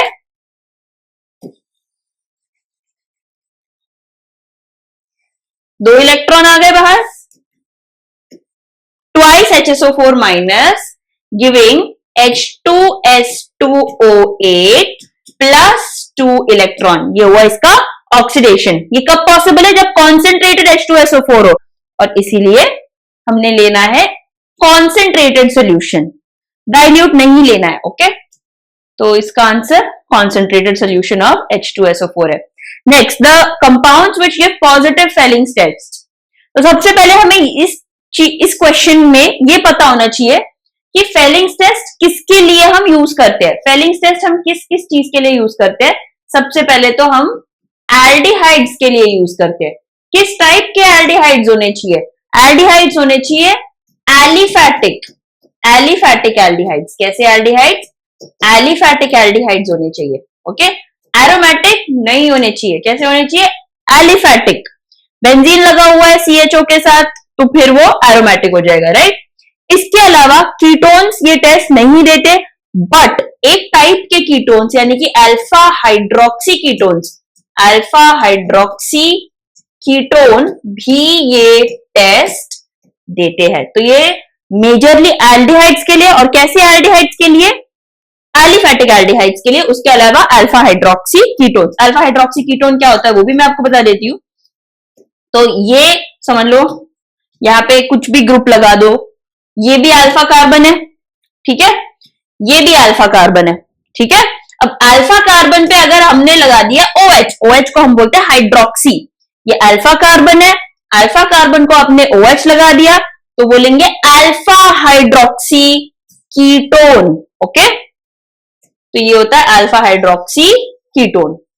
तो देख लेते हैं यहाँ पे कैसे कैसे केसेस है। तो सबसे पहले आप ये लिख लेंगे, मैं ये मिटा देती हूं अभी। ओके, तो सबसे पहला जो क्वेश्चन है उसमें आप देखोगे क्या है, बेंजीन है, बेंजीन के साथ ये आपका CHO लगा हुआ है, राइट, ये कार्बन डायरेक्टली लगा हुआ है, तो ये कैसा एल्डिहाइड हो गया, एरोमेटिक एल्डिहाइड। और एरोमेटिक एल्डिहाइड हमने क्या कहा कि फेलिंग टेस्ट नहीं देते हैं, एलिफैटिक देते हैं। देन नेक्स्ट क्या है आपके पास है, ये तो एल्डिहाइड ही नहीं है, क्योंकि एल्डिहाइड वाला CO जो होता है उसके साथ कम से कम एटलीस्ट एक हाइड्रोजन तो लगा ही होना चाहिए, बट इसके तो दोनों साइड कार्बन है, तो ये क्या हो गया, कीटोन। और क्योंकि ये कीटोन है इसीलिए ये टेस्ट शो नहीं करेगा। नेक्स्ट क्या है, यहां पे आपका C डबल बॉन्ड O है, ये आपका C डबल बॉन्ड O, इसके साइड में क्या लगा हुआ है, CHOH थ्राइस, यानी कि इस यहां पे आपको CHOH 3 बार ऐसे मिलने वाला है, फिर CH2OH, और इस तरफ भी क्या है, CH2OH। अब ये क्या है, अल्फा कार्बन है, राइट, और अल्फा कार्बन पे क्या जुड़ा है, OH जुड़ा है, तो ये क्या हो गया, अल्फा हाइड्रोक्सी कीटोन। और alpha hydroxy ketone positively Fehling's test देगा, मतलब कि फेलिंग्स टेस्ट शो करेगा। नेक्स्ट है बेंजीन बनी हुई है, बेंजीन के साथ तो यहां पे CH2 है, फिर हमने दिखाया है COH।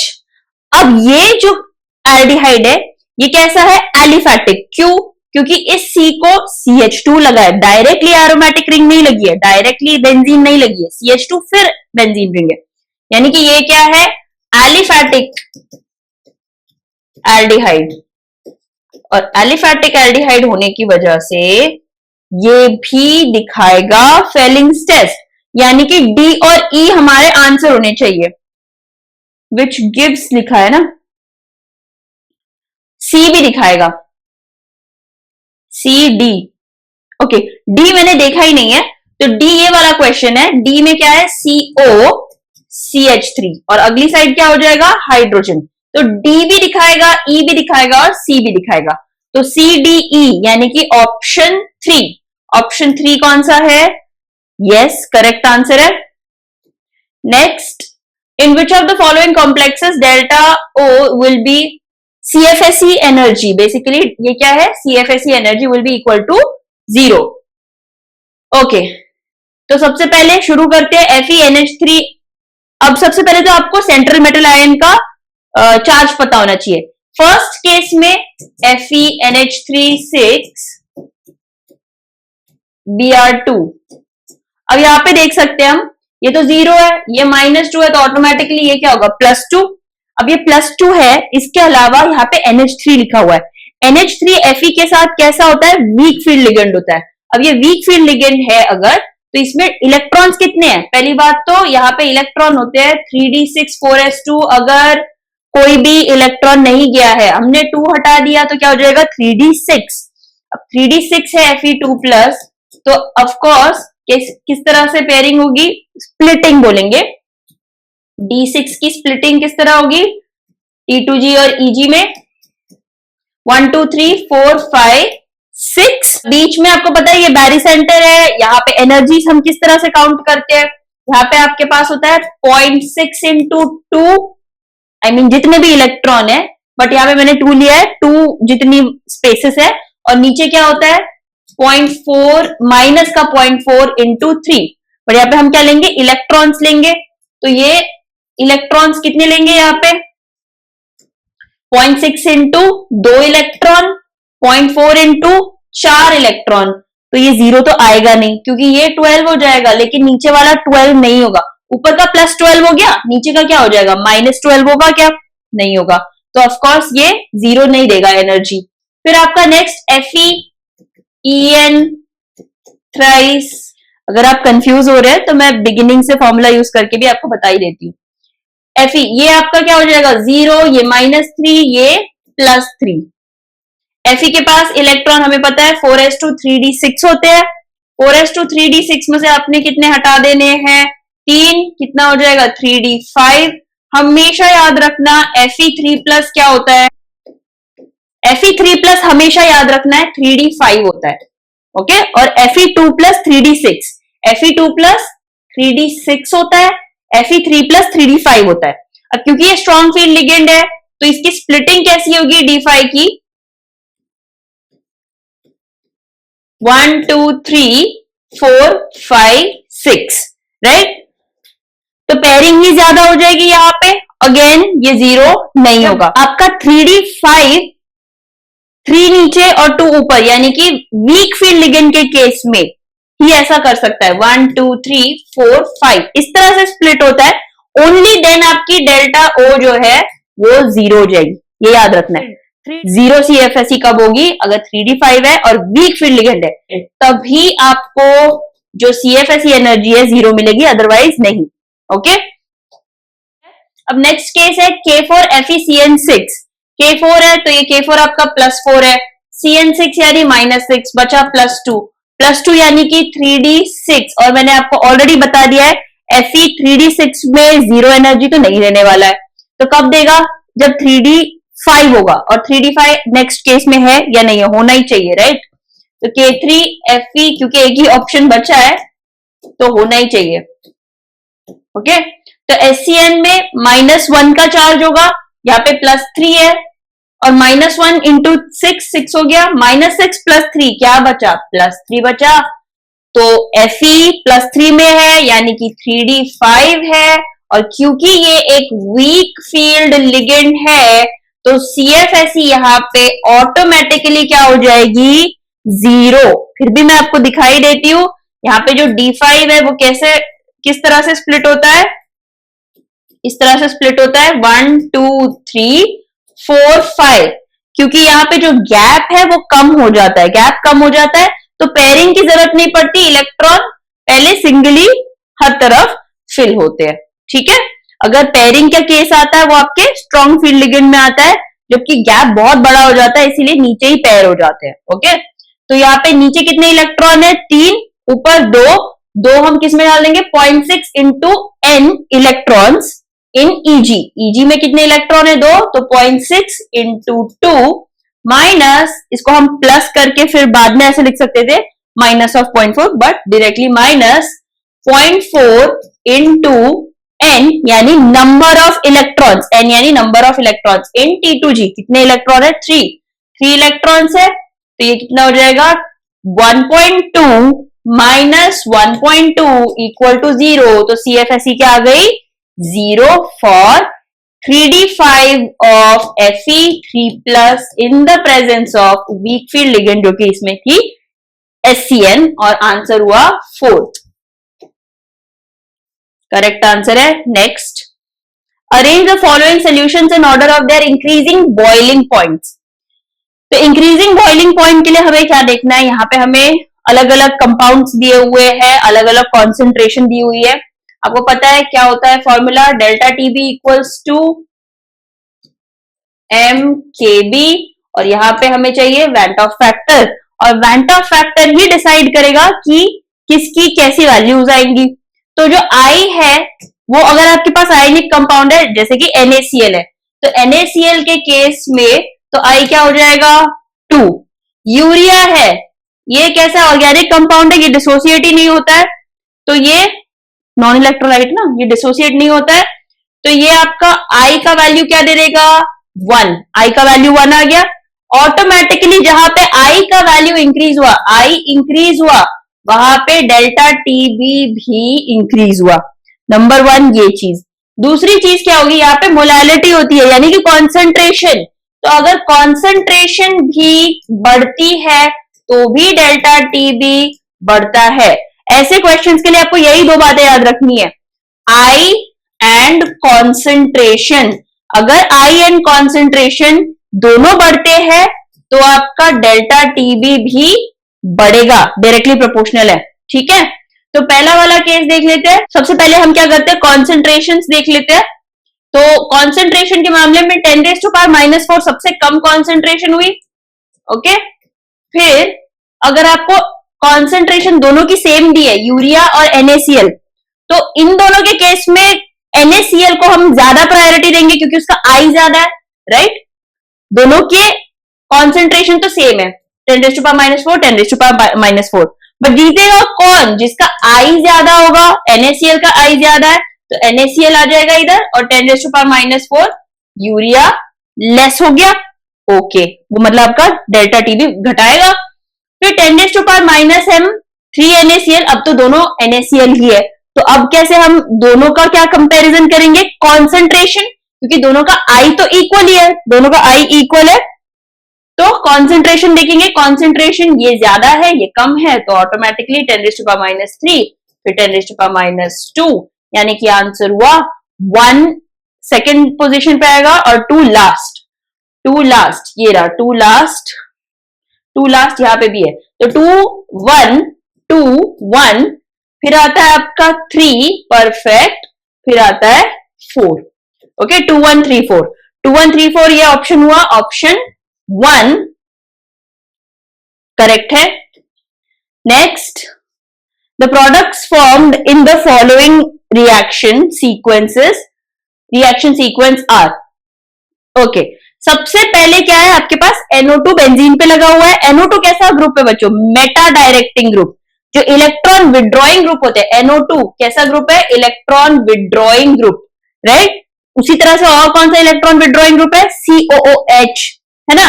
तो इलेक्ट्रॉन विड्रॉइंग ग्रुप अगर आपके बेंजीन पे लगे होते हैं, ठीक है, इलेक्ट्रॉन विड्रॉइंग ग्रुप है, तो आपका जो सब्स्टिट्यूशन है वो कहां पे होता है, सब्स्टिट्यूशन होता है मेटा पोजीशन पे, ठीक है। और अगर यहीं पे इलेक्ट्रॉन डोनेटिंग ग्रुप लगा होता है तो आपको पता है कि सब्स्टिट्यूशन कहां होता है, वो होता है ऑर्थो और इलेक्ट्रॉन डोनेटिंग ग्रुप के केस में ऑर्थो और पैरा पे आपको सब्स्टिट्यूशन मिलता है, राइट। NO2 के साथ हम रिएक्ट करा देंगे, ब्रोमिनेशन करा देंगे,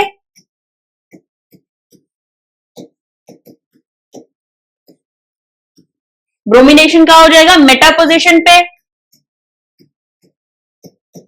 यह आ गया ब्रोमिनेशन। नेक्स्ट है SnHCl। SnHCl क्या है, रिड्यूसिंग एजेंट। क्या है, रिड्यूसिंग एजेंट है। तो रिड्यूसिंग किसकी होगी, NO2 की हो जाएगी NH2 में, ये हो जाएगा NO2 से NH2, ब्रोमीन वही रहेगा। फिर आता है आपका C2, no no no, NaNO2 HCl 273। तो अगर ये आपको पता है तो ये क्या है, BDC बनाने की सामग्री, NaNO2 HCl 0 to 5 degree Celsius, आपको पता होगा डायजोटाइजिंग मिक्सचर या फिर डायजोटाइजेशन की रिएक्शन है ना ये NaNO2 HCl 273 के, जिसको हम 0 to 5 डिग्री सेल्सियस भी लिख के बनाते हैं, राइट। तो यहाँ पे BDC यानी बेंजीन डायजोनियम क्लोराइड बन जाएगा, कहा, NH2 की जगह। तो ये हो जाएगा N2 प्लस Cl माइनस, ये हो गया आपका बेंजीन डायजोनियम क्लोराइड। लेकिन इस पे Br लगा हुआ है तो Br भी लगा देंगे। अब इसके बाद C2H5OH। C2H5OH क्या करता है, ये यहाँ पे H ले आता है, N2Cl को हटा देता है और खुद ऑक्सीडाइज हो जाता है, यानी कि यहाँ पे ये एक रिड्यूसिंग एजेंट का काम कर रहा है फिर से। तो N2Cl को ये हटा देगा इस पूरे कंपाउंड को रिड्यूस करके, तो आपके पास आ जाएगा Br। यहां आ जाएगा सिर्फ हाइड्रोजन, तो हाइड्रोजन दिखाने की जरूरत है नहीं हमें, हम क्या करेंगे, इसे हटा देते हैं और सिर्फ बेंजीन रहने देते हैं। हमारा आंसर फाइनल ये हुआ, देख लेते हैं क्या आंसर है। और खुद ये जो C2H5OH है वो ऑक्सीडाइज हो जाएगा ना, अगर ये बेंजीन को रिड्यूस कर रहा है, मतलब रिड्यूस खुद ऑक्सीडाइज होकर दूसरों को रिड्यूस, तो ये ऑक्सीडाइज होकर क्या बन जाएगा, CH3CHO, एल्डिहाइड में कन्वर्ट हो जाएगा, ठीक है। ये आपका इथेनॉल था, ये हो गया इथेनॉल, ठीक है। अब आप आंसर देख लेते हैं।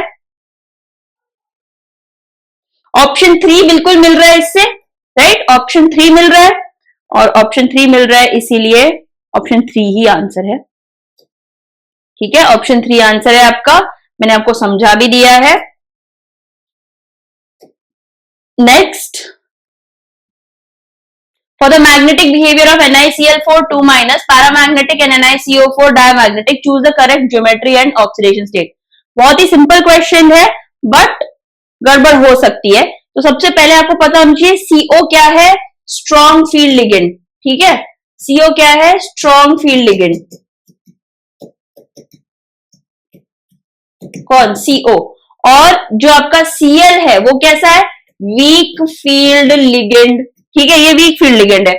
अब बात करते हैं इनकी ज्योमेट्री की। जब 4 आपका स्टीरिक नंबर हो ना, देखो सेंट्रल एटम आपका Ni है, इसके आसपास क्या है, 4 क्लोरीन है, 4 क्लोरीन इसके आसपास होंगे, तो ऑफकोर्स स्टीरिक नंबर क्या होगा, 4 होगा।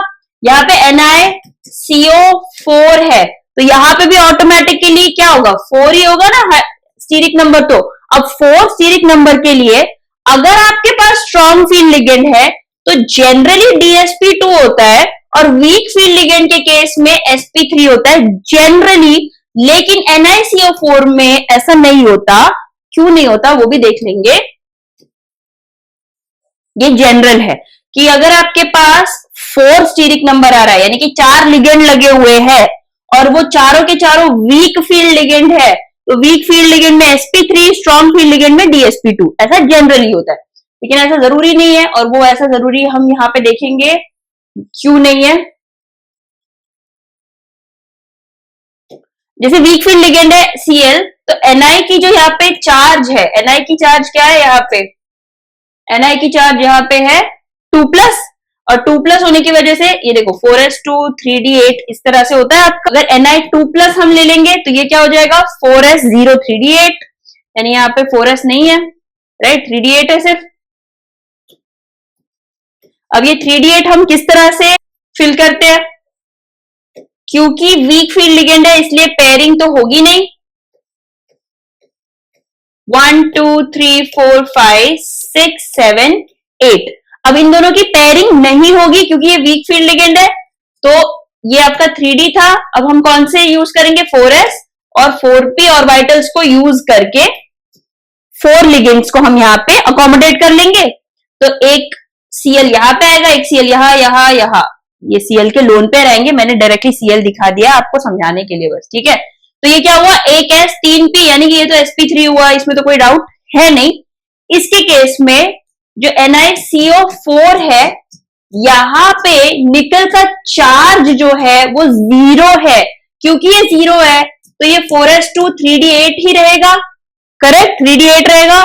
और 4s2 और 3d दोनों ही भरे हुए हैं, 1 2 3 4 5, 1 2 3 4 5 6 7 8, ये आपका 3d8 और जो आपका 4s है वो भी फिल्ड है, ठीक है। आगे आपके पास क्या है, 4p है। अब हम इसकी क्या ही कॉन्फ़िगरेशन बनाएंगे, तो जो कार्बोनिल है वो कैसा है, स्ट्रॉन्ग फील्ड है। अब स्ट्रॉन्ग फील्ड है, इसकी वजह से क्या होगा, ये जो इलेक्ट्रॉन्स है ये पीछे चले जाएंगे, ठीक है। अगर ये पीछे चले जाएंगे तो हमें क्या मिलेगा, एक एम्प्टी सेट मिल जाएगा, 1 2 3 4 5 6 7 8 9 10, ये सारे इलेक्ट्रॉन इधर आ गए, ये दो इधर आ गए, यहाँ पे 10 हो गए।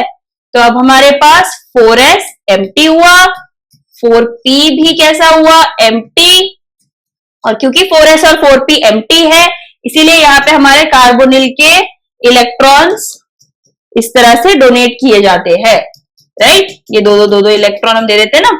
वैसे तो मैं CO लिखने वाली थी, जरूरत नहीं है, बट ये आपको सिर्फ ऑब्जेक्टिव क्वेश्चन है, आपको टिक ही करना है, तो समझाने के लिए ही मैं ऐसे लिख रही थी। एनीवे, तो दोनों केस में हमें sp3 ही मिल रहा है, sp3, ये sp3 हो गया, एक S 3p, sp3। ऐसा क्यों हुआ वो भी मैंने आपको बता दिया है, क्योंकि यहाँ पे स्पेस थी नहीं तो दो इलेक्ट्रॉन पीछे गए, ठीक है। तो ये S एम्प्टी हुआ और S और P यूज करके हमने sp3 लिया है। तो निकल की ऑक्सीडेशन स्टेट 0 है, निकल की ऑक्सीडेशन स्टेट 2 है, यहाँ पे sp3 है, sp3 का मतलब टेट्राहेड्रल, दोनों ही केस में टेट्राहेड्रल हो जाएगा। बस NiCl4 में 2 प्लस sp3 टेट्राहेड्रल और उस केस में 0 sp3 टेट्राहेड्रल। देख लेते हैं, NiCl4 2 minus Ni2 tetrahedral, perfect. NiCO4 square planar नहीं, स्क्वायर प्लेनर नहीं होगा, स्क्वायर प्लेनर DsP2 के केस में होता है। NiCl2 Ni0 नहीं, NiCl4 2 नहीं, यानी ऑप्शन 2 हुआ। NiCl4 2 माइनस Ni2 प्लस है इस केस में भी, NiCO4 वाले केस में भी, NiCO4 वाले केस में टेट्राहेड्रल है लेकिन 0 ऑक्सीडेशन की स्टेट है, राइट, 0 ऑक्सीडेशन स्टेट। तो आंसर क्या होगा इसका, ऑप्शन 2।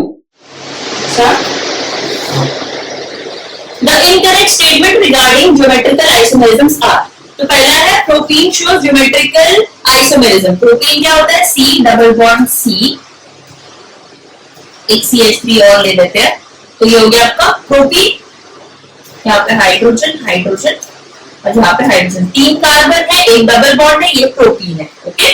अब यहाँ पे ज्योमेट्रिकल आइसोमेरिज्म के लिए क्या रूल है कि आपका जो डबल बॉन्डेड कार्बन है उनपे जो ग्रुप्स अटैच्ड है वो सेम नहीं होने चाहिए। जैसे यहाँ पे तो दोनों डिफरेंट है लेकिन यहाँ पे दोनों सेम है, क्योंकि ये सेम ग्रुप्स है इसीलिए ये GI नहीं शो कर सकता। ये बोल रहा है शो करता है, तो ये गलत स्टेटमेंट हो गया।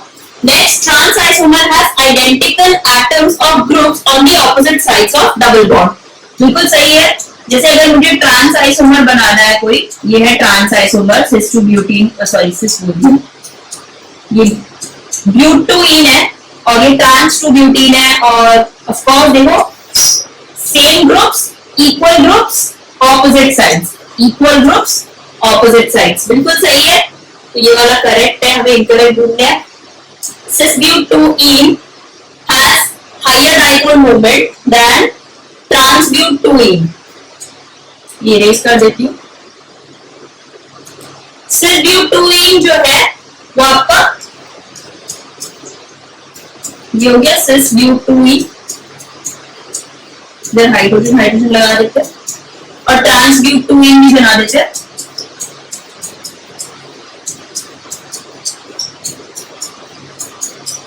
cis-butene ने बोला हायर डाइपोल मोमेंट है, इसका जो डाइपोल मोमेंट है वो हायर है इसके डाइपोल मोमेंट से, ओके, बिल्कुल सही बात है। क्यों सही है, जैसे ये CH3 जो डाइपोल्स है, CH3 C की तरफ जाएगा डबल बॉन्ड वाले C की तरफ, क्योंकि वो ज्यादा इलेक्ट्रोनेगेटिव है, ये भी इस तरफ ही मूव करेगा, डबल बॉन्डेड सी ज्यादा नेगेटिव होता है। अब ये दोनों जो CH3C डाइपोल्स है वो कैसे हो जाएंगे, ऐड हो जाएंगे, ठीक है। फिर हम बात करते हैं H और C की। ये H और C और ये H और C ये भी कैसे है, सेम डायरेक्शन में, तो ये दोनों भी कैसे हो जाएंगे, ऐड हो जाएंगे। तो डेफिनेटली अब हम किसी का एडिशन ले रहे हैं तो ये जीरो के तो इक्वल आएगा नहीं, ठीक है, ये जीरो नहीं है, ये नॉन जीरो। अब इसकी बात करते हैं, ये CH3C और ये CH3C, ओके, ये CH3 और नहीं रेज करती हूँ, आप समझेंगे यार, इसे कलर बदल देती हूँ। ये CCH3 वाला है, ये इनवर्ड्स है, ये भी इस तरफ है। अब इसमें क्या हो रहा है, यहाँ पे अगर आप देखोगे तो ये दोनों कैसे आ रहे हैं, ऑपोजिट डायरेक्शन में है, तो दोनों इक्वल, लेकिन देखो ये भी सेम है, ये भी सेम है, लेकिन क्या हो रहा है, इक्वल एंड ऑपोजिट, तो हम इसको क्या कर देंगे, माइनस। सेम यहाँ पे भी होगा, ये भी क्या है, इक्वल एंड ऑपोजिट, तो इन दोनों को भी हम क्या कर देंगे, माइनस। जब सब माइनस ही हो जा रहा है इक्वल एंड ऑपोजिट होने की वजह से, इसीलिए क्या हो जाएगा, जीरो। दे कैंसिल ईच अदर, तो ऑफ कोर्स ये जीरो है, ये नॉन जीरो है, जो नॉन जीरो है वो तो ज्यादा ही होगा, तो ये मोर है, ये करेक्ट हो गया आपका। मैंने अभी लिखा था इधर करेक्ट, ओके, क्लियर कर दिया था सब। फर्स्ट वाला राइट था, सेकंड वाला नहीं, फर्स्ट वाला रॉन्ग था, सेकंड वाला राइट था, ये भी राइट है। नेक्स्ट देखते हैं, 2-methyl-butene shows 2 geometrical isomers। 2-methyl-butene, तो पहले मैं ब्यूटूइन बना देती हूँ, ये हो गया आपका ब्यूटूइन, हो गया ना, 1 2 3 4 कार्बन, ब्यूटीन हो गया, सेकंड पे डबल बॉन्ड है। अब सेकंड कार्बन पे हमको मिथिल भी बनाना है, 2-methyl-butene, यहाँ पे हाइड्रोजन लगा देते हैं।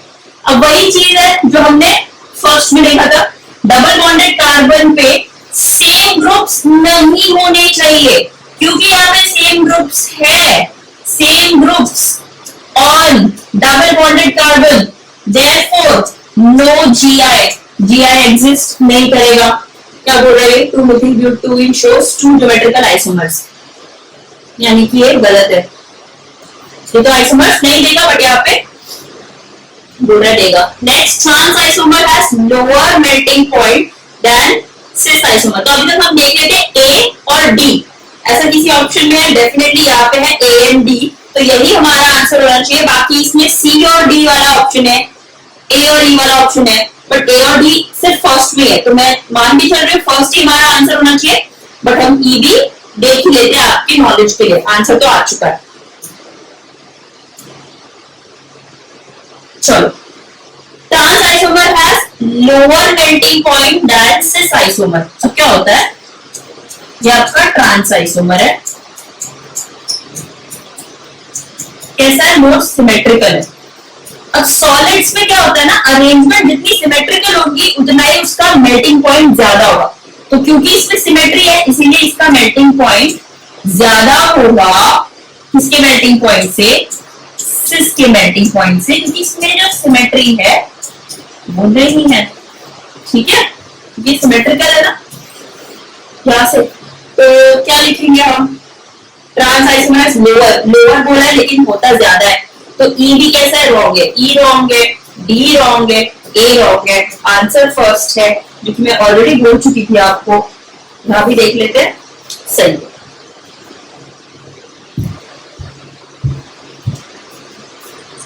ओके, तो नेक्स्ट क्वेश्चन देख लेते हैं। CO2 गैस 1 atm प्रेशर पे है और टेम्परेचर 273 केल्विन है। ओके, इस CO2 को CaOH ट्वाइस के सोल्यूशन से पास किया है, यानी कि रिएक्शन क्या हो जाएगी, CaOH twice plus CO2 giving CaCO3, है ना, ठीक है। अब इस क्वेश्चन को क्योंकि हम मिली इक्विवेलेंस या equivalence basically law of equivalence use करके सॉल्व करने वाले, तो हमें इसको बैलेंस करने की कोई खास जरूरत है नहीं। ओके, यही ब्यूटी है लॉ ऑफ इक्विवेलेंस की कि आपको बिना बैलेंस किए क्वेश्चन सॉल्व हो जाता है। Was later on neutralized with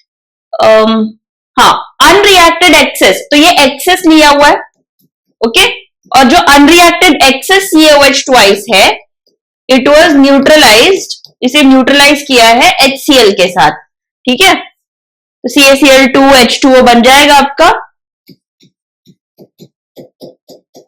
okay, अब यहां पे जो इक्विवेलेंस आपके COH ट्वाइस के होंगे वही इक्विवेलेंस CO2 के होंगे। लॉ ऑफ इक्विवेलेंस तो यही कहता है ना, equivalence of reactant equals to equivalence of product. जो आपस में रिएक्टेंट्स है उनके भी इक्विवेलेंस इक्वल होते हैं। सिमिलरली यहाँ पे equivalence of COH twice equivalence of HCl के बराबर होंगे, तो मैं ऐसे लिख सकती हूँ equivalence of COH twice equal to equivalence of CO2। ये आया हमारी पहली रिएक्शन से, ओके। और दूसरी रिएक्शन से मैं ये लिख सकती हूँ कि equivalent of CaOH twice is equal to equivalence of HCl, correct. आगे देख लेते हैं। तो एक और चीज हमें यहाँ पे देखने को मिलती है, जो CaOH ट्वाइस के इक्विवेलेंस है, सॉरी CO2 के इक्विवेलेंस है, वो भी HCl के इक्विवेलेंस के बराबर हो गए, ओके, क्योंकि कॉमन फैक्टर CaOH ट्वाइस हुआ। आगे if volume of sealed container of CO2 was x, then x is cm cube। x यानी कि वॉल्यूम निकालना है, cm cube है मतलब डेफिनेटली वॉल्यूम निकालना है, राइट। नियरेस्ट इंटीजर में इसका वॉल्यूम निकालना है। Entire amount of CO2 reacted with exactly half of the initial amount of COH twice present in the aqua solution. कहने का ये मतलब है कि अगर CO2 आपका n टाइम्स है तो COH ट्वाइस कितना होगा, 2n, ओके, क्योंकि CO2 जो है वो COH ट्वाइस का हाफ है, ओके। आगे बढ़ते हैं, इसी क्वेश्चन को हम इक्विवेलेंस के थ्रू सॉल्व कर लेते हैं। जैसे मैंने अगर लिया equivalence of COH twice equal to equivalence of HCl, तो मुझे यहां से इक्विवेलेंट ऑफ CO2 भी मिल जाएगी। हम यहाँ पे ले लेते हैं इक्विवेलेंट का formula moles into n factor, ठीक है, moles into n factor equal to equivalent of HCl। HCl के लिए हम ले लेते हैं molarity into volume into n factor, ठीक है। अब मोलैरिटी दी हुई है HCl की कितनी, मोलैरिटी दी हुई है HCl की 0.1 m, राइट, 0.1 m। वॉल्यूम दिया हुआ है 40 ml, 40 ml, ml है उसको लीटर में कन्वर्ट कर लेंगे, divide by 13, sorry divide by 1000। n factor क्या होगा HCl का, 1, और n फैक्टर COH ट्वाइस का यहाँ पे हो जाएगा 2, और मोल्स हमको इसके मिल जाएंगे, ठीक है। अब मोल्स कितने हो जाएंगे इसके, n इक्वल टू 0.1 इंटू, सिर्फ 2 ही इधर आ जाएगा,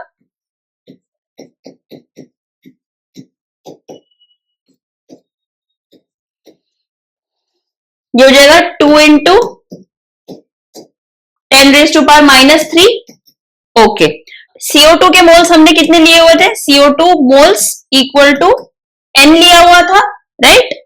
अब अगर 1 मोल CO2 की वॉल्यूम ऑफ 1 मोल CO2 क्या होगी, 22,400 ml, correct.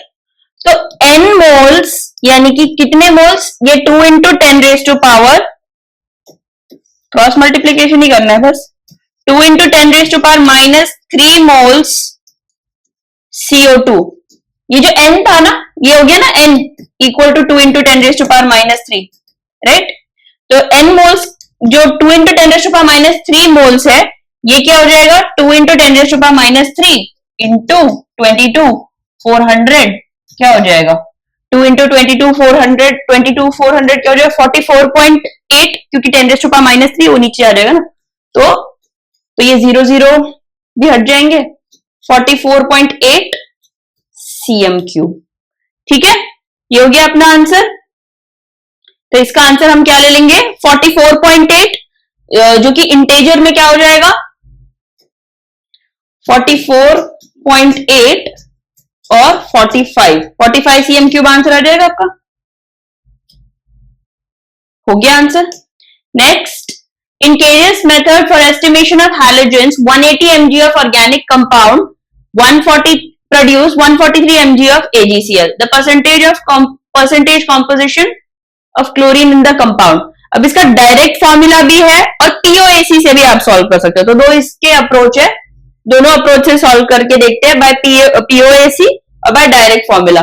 Direct formula use करना है तो कुछ नहीं है उसमें। डायरेक्ट फॉर्मूला में क्या है, परसेंटेज ऑफ सीएल, जब ये एजीसीएल वाले केस में होता है, केरियस मेथड के लिए, उसके पास अगर आपने प्रैक्टिकल वाला पार्ट पढ़ा होगा ऑर्गेनिक में, तो उधर आपको ये फॉर्मूलाज मिल जाते हैं। ठीक है, तो क्या हो जाता है, मोलर मास ऑफ क्लोरीन जो कि है 35.5 by molar mass of AgCl जो कि है 143.5। यहाँ पे दिया हुआ भी है, दिया हुआ है, नहीं दिया हुआ है। एजीसीएल का आपको देखो फॉर्मूला में ऑलरेडी रहता भी है। एजीसीएल आप काउंट भी कर सकते हैं यहां से, 108 प्लस 35.5 143.5 into mass of AgCl by mass of organic compound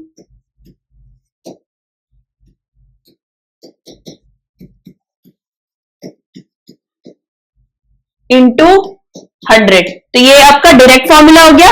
अब हम पीओएसी से भी सॉल्व कर लेते हैं। 180 mg ऑर्गेनिक कंपाउंड कितना एजीसीएल दे रहा है, 143.5। तो पीओएसी के लिए क्या करते हैं हम, जो आपका रिएक्टेंट है, यहाँ पे आप रिएक्टेंट के मोल इंटू एटॉमिसिटी करते हो इक्वल टू प्रोडक्ट के मोल इंटू एटॉमिसिटी करते हो। ठीक है, तो यहाँ पे रिएक्टेंट का क्लोरीन हम ले रहे हैं, तो क्लोरीन के मोल्स कितने हो जाएंगे, क्लोरीन के मोल हो जाएंगे जो भी उसका मास है अपॉन उसका मोलर मास 35.5 इंटू कितना क्लोरीन लेंगे, उसमें एक क्लोरीन हम मानेंगे, राइट। और यहाँ पे एटॉमिसिटी सॉरी, और यहाँ पे आपका एजीसीएल का वेट 143.5, ये उसका वेट है, गिवन वेट ये वाला, ठीक है, अपॉन उसका मोलर मास भी कितना है, इतना ही है, इंटू 1 हो गई इसकी भी एटॉमिसिटी। तो यहाँ पे हमको W क्या आ जाएगा, ये कैंसिल हुआ 35.5। ठीक है, अब ये आपका क्लोरीन का वेट हो गया।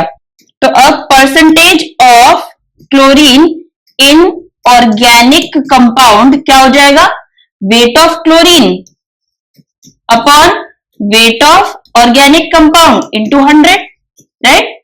कितना मिलेगा यहाँ पे हमें, 35.5 डिवाइडेड बाय 180 mg इंटू 100। ठीक है, उसी तरह यहां पे भी हम करके देख लेते हैं, यहां से आपको आंसर निकाल लेना है। ठीक है, अब जैसे यहां पे अगर मुझे सॉल्व करना होता है, यहाँ की भी कैलकुलेशन देख लेते हैं। 35.5 इंटू मास ऑफ एजीसीएल 143 दिया हुआ है, 143.5 इंटू 10⁻⁻3, क्योंकि mg दिया हुआ है, यहाँ पे mg कैंसिल कर दिया था हमने, यहाँ पे भी वही करेंगे। 143.5 into mass of organic compound 180 mg,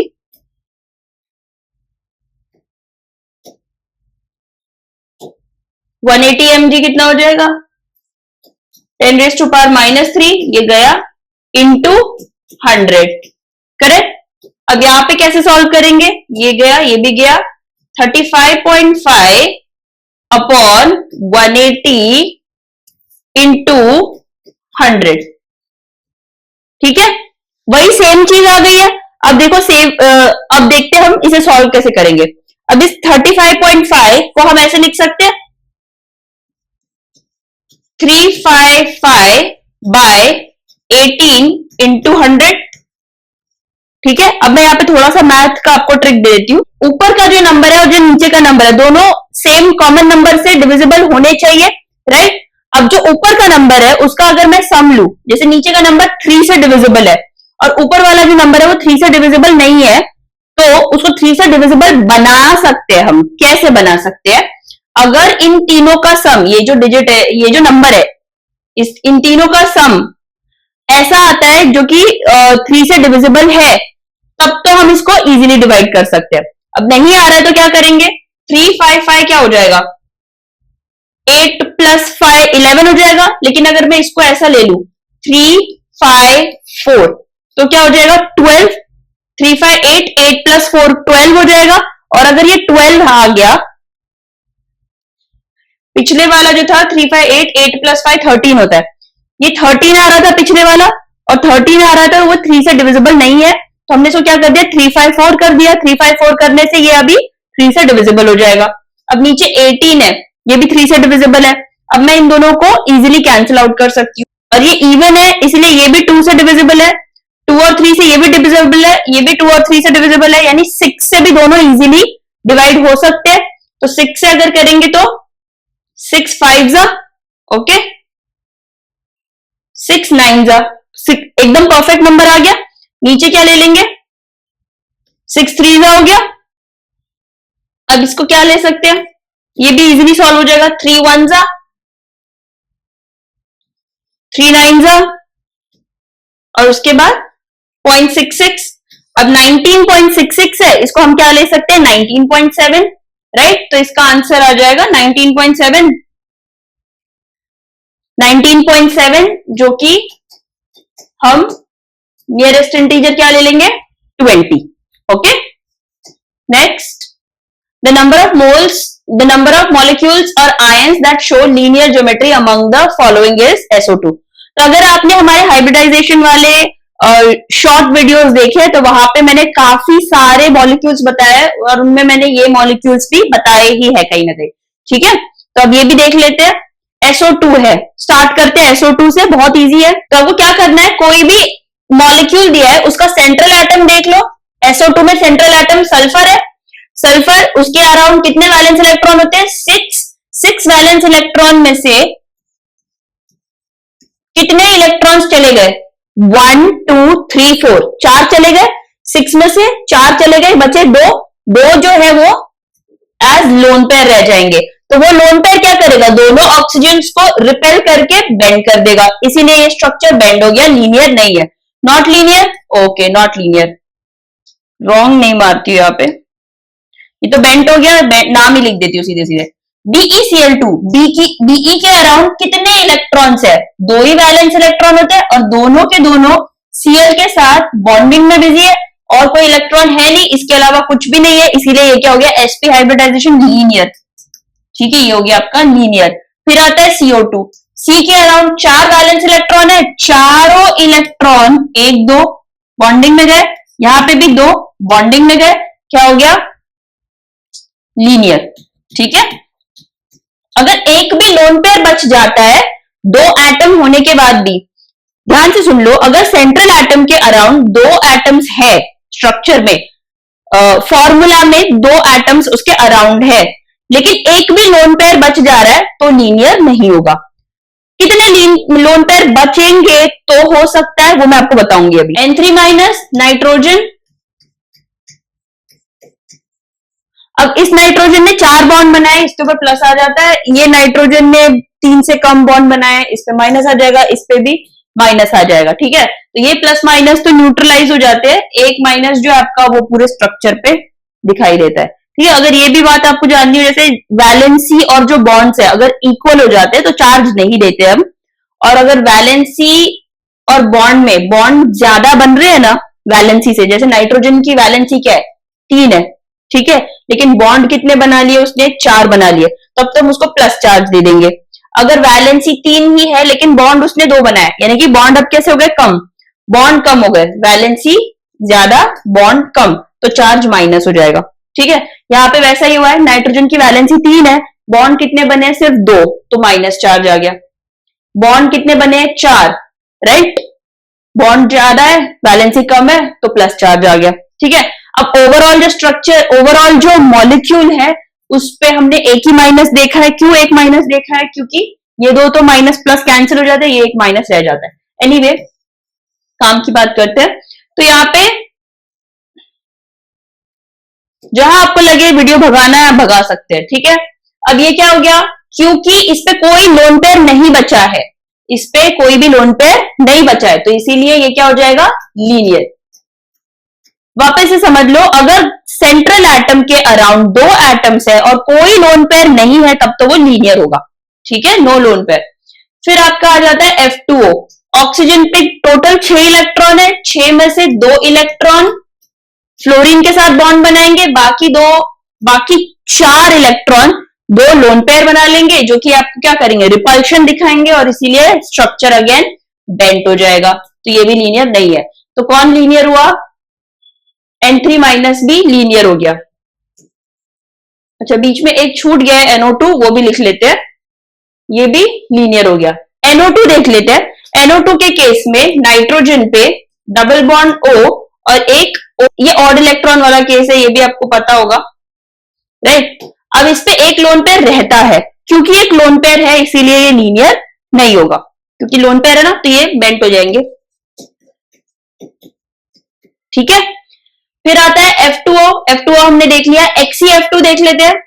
XeF2 में टोटल वैलेंस इलेक्ट्रॉन Xe पे होंगे 1 2 3 4 5 6 7 8। अब जिसमें से सिर्फ 2 फ्लोरीन एटम बॉन्ड बना रहे हैं, तो 2 फ्लोरीन एटम को मैंने बॉन्ड दे दिया, बचते कितने हैं 1 2 3 लोन पेयर बचते हैं। अब देखो अरेंजमेंट, XeF2 में ये हो गया आपका फ्लोरीन एटम्स, ठीक है। जो 3 लोन पेयर है वो 3 लोन पेयर सिमेट्रिकली खुद को अरेंज कर लेंगे, राइट। अब ये सिमेट्रिकल अरेंजमेंट कैसा हो गया, ये हो गया आपका ट्रायंगुलर प्लेनर और ये हो गया आपके 2 लीनियर। एटम्स जो है उन्होंने अपना शेप कैसा रख लिया है, एटम्स ने लीनियर प्लेनर में आ गए। sp3d की हाइब्रिडाइजेशन होती है, लेकिन ये स्ट्रक्चर कैसा हो गया, सिर्फ एटम्स से स्ट्रक्चर बनेगा और ये सिर्फ एक दूसरे को रिपेल करके स्ट्रक्चर बनाने में हेल्प करेंगे लोन पेयर्स, ठीक है।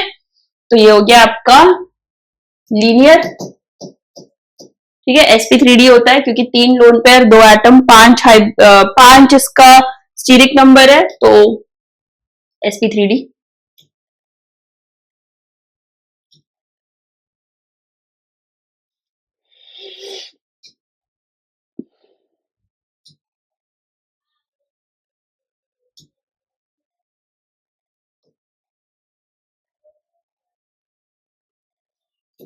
अच्छा, तो इस पेज ही चेंज हो गया। तो XeF2 लीनियर हो गया, ओके। तो XeF2 आंसर होगा। NO2 प्लस, NO2 प्लस के केस में देखो, जब तक एक ही बॉन्ड बना रहा था नाइट्रोजन तो इसके ऊपर कोई चार्ज नहीं था, बट ये इसका जो लोन पेयर है ये डोनेट कर देगा ऑक्सीजन को, इसीलिए इसको क्या चार्ज मिल जाता है, प्लस चार्ज मिल जाता है। समझ में आया प्लस चार्ज क्यों है, क्योंकि लोन पेयर जो है वो ऑक्सीजन को डोनेट कर देता है, राइट, कोऑर्डिनेट बॉन्ड बना देता है वहां पे। एनीवे, अब यहाँ पे कोई लोन पेयर नहीं बचा है, सराउंडिंग में 2 एटम्स है, इसीलिए ये भी कैसा हो गया, लीनियर। ऑलराइट, ये भी लीनियर हुआ। नेक्स्ट है I3 माइनस। I3 माइनस में भी XeF2 की तरह है, ये आपका सेंट्रल आयोडीन हो गया और ये सराउंडिंग आयोडीन हो गए, ओके। आयोडीन के पास कितने वैलेंस इलेक्ट्रॉन थे, 7, तो 7 में से 1 2 तो चले गए बॉन्डिंग में, बचे माइनस के साथ अगर हम लोन पेयर गिनेंगे तो 1 2 3 4 5 6 इलेक्ट्रॉन्स उसके एज लोन पेयर्स अरेंज हो जाएंगे, तो ये स्ट्रक्चर क्या हो जाएगा, again linear, okay. O3 of course bent ही है, जगह नहीं है यहाँ पे बना देते। O3 का स्ट्रक्चर ऐसा होता है, तो वो तो लीनियर नहीं होगा। तो कितने हो गए आपके लीनियर स्ट्रक्चर्स, 1 2 3 4 5 6, सॉरी ये O3 मैंने दिखा दिया ऑलरेडी आपको, ये बेंट है। तो 6 हुए स्ट्रक्चर्स, आंसर देख लेते हैं, 6 है, राइट। आगे बढ़ते हैं। A to B, the molecule A changes into isomeric form, okay.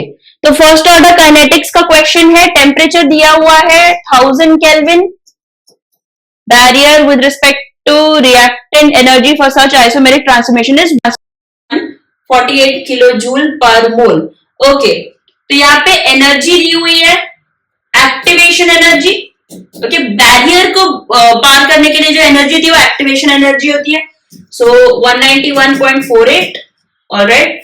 And the frequency factor A, ठीक है, 10⁻²0। इसका फॉर्मूला आपको पता होगा, आर्मीनियस equation, K equals to AE⁻⁻ the time required for 50% molecules to become B। तो 50% का क्या मतलब है, टाइम रिक्वायर्ड फॉर 50%, यानी T हाफ हो गया, ये हमें फाइंड आउट करना है। तो अब T हाफ फाइंड आउट करना है तो उसके लिए हमें कौन सा फॉर्मूला चाहिए, K इज इक्वल टू,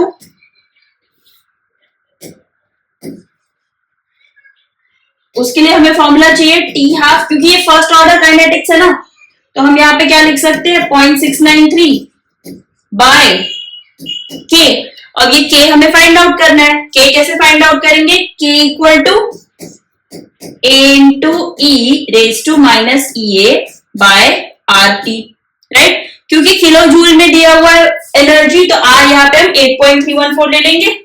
अब ए आपको कितना है? 10 raise to power 20 into e raise to minus E a. E a कितना है?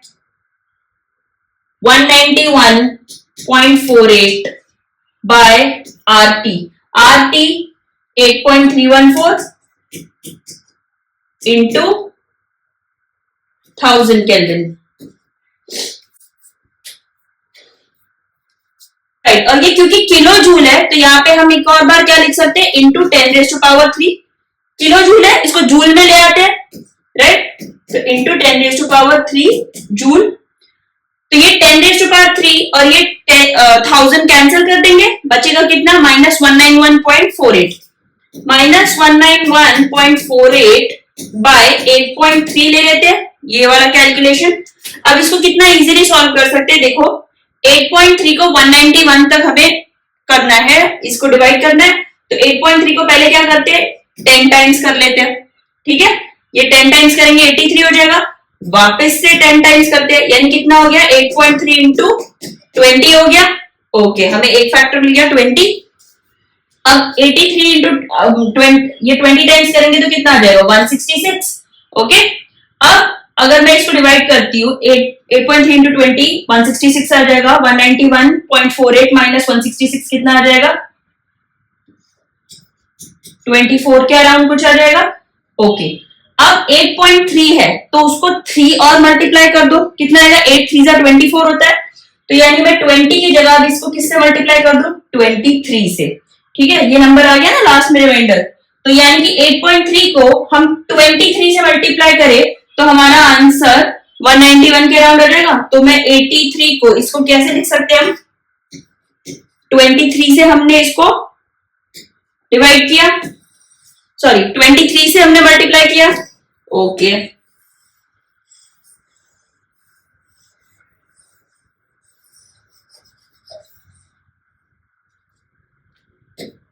अब बच्चों क्या आ गया? 10 raise to power 20 into 10 into e raise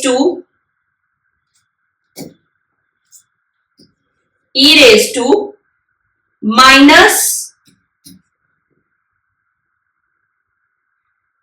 23, ठीक है। E raise to minus 23। अब आपको एक और चीज बता देती हूं,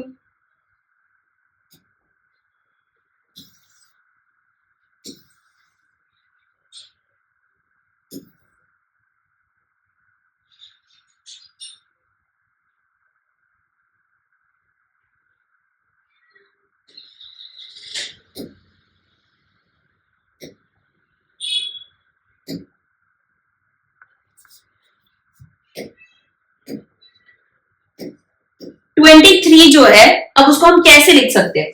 अगर आपको ये पता होगा ln10 क्या होता है? ln10 होता है 2.303 log 10 होता है, करेक्ट। अब इसको मैं कैसे लिख सकती हूँ? log 10 1 होता है, तो सिंपली इसको हम लिख सकते हैं 2.303। ओके, ln10 क्या हो जाएगा? 2.303। ln10 अगर 2.303 है तो 10 ln10 क्या होगा? 23.03, राइट। क्योंकि 10 इंटू ln10, 10 इंटू 2.303 23 हो जाएगा। ओके, तो अब जो e है उसको हम क्या लिख सकते हैं? e रेज टू माइनस 23 था, उस माइनस 23 को हम क्या लिख सकते हैं? अभी 23 is equal to 10 raise to 23 is equal to 10 ln10, और 10 ln10 की जगह माइनस 10 ln10, क्योंकि उधर माइनस था ना, 10 ln10। ओके, इसको हम क्या लिख सकते हैं? e raise to ln 10 raise to minus 10। ये तो इसकी प्रॉपर्टी हो गई ना ln की, ये 10 कहां चला जाएगा? पावर में चला जाएगा। ओके, अब क्योंकि e ln है तो इसको हम कैंसिल कर सकते हैं। क्या बचेगा? क्या बचेगा वहां पे? दिखा देती हूँ वापस। यहाँ पे क्या बचेगा? e ln हट गया, बचेगा 10 raise to power minus 10। Okay, तो ये ई हमारा सॉल्व हो गया है, कितना आ गया है 10⁻20 इंटू 10⁻⁻10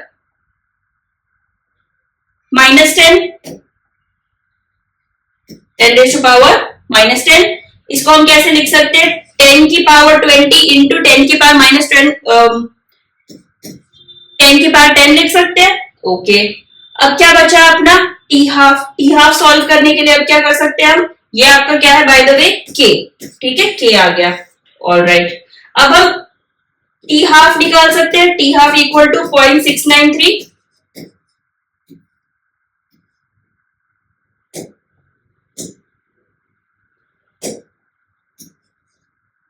बाय 10⁻10, जिसको हम क्या लिख सकते हैं 0.693 इंटू 10⁻⁻10 या फिर 6.93 इंटू 10⁻⁻11 सेकेंड्स, क्योंकि ये टाइम है, राइट। तो ये हो गया आपका आंसर।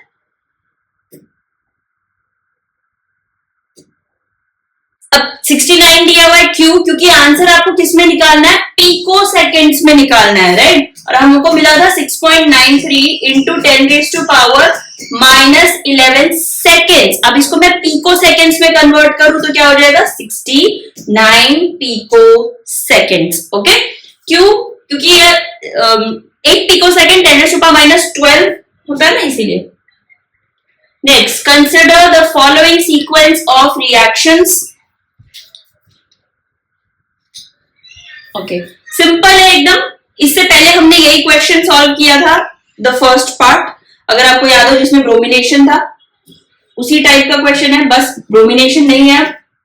NO2 है, तो NO2 SnHCl क्या है रिड्यूसिंग एजेंट, तो SnHCl क्या करेंगे इसको रिड्यूस कर देंगे, किसको NO2 को, किसमें NH2 में, ठीक है। इसके बाद आपके पास क्या है 0 डिग्री सेल्सियस NaNO2HCl क्या करता है, ये बेंजीन डायजोनियम क्लोराइड यानी कि डायजोटाइजेशन कर देता है। अब क्या होगा BDC बनाने का सामान NaNO2 plus HCl 0 to 5 degree Celsius, यहाँ पे 0 डिग्री सेल्सियस है, ठीक है। क्या बन जाएगा N2Cl benzene diazonium chloride N2Cl plus minus, ठीक है। इस पे हमने क्या देना है Cu2Cl2, Cu2Cl2 क्या कर देगा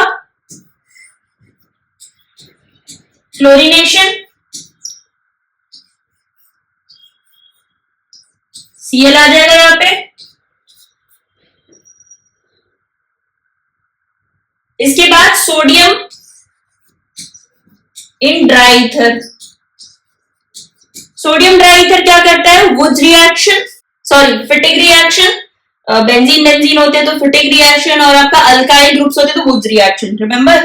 तो यहाँ पे ये दो बेंजीन आ जाएंगे हमारे पास, यहाँ पे रेडिकल रिएक्शन होती है ना, ये हट जाता है, ये हट जाता है, फिर इसका रेडिकल, फिर इसके एक और बेंजीन क्लोराइड का एक और मॉलिक्यूल लेंगे और वहां पे भी बेंजीन रेडिकल बन जाएगा, तो फाइनली हमें क्या मिल जाएगा, एक और बेंजीन बना दो यहाँ पे।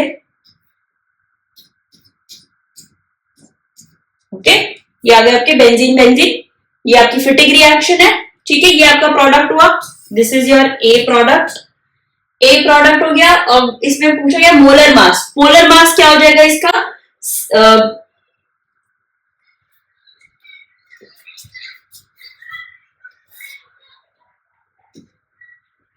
12 times 6 प्लस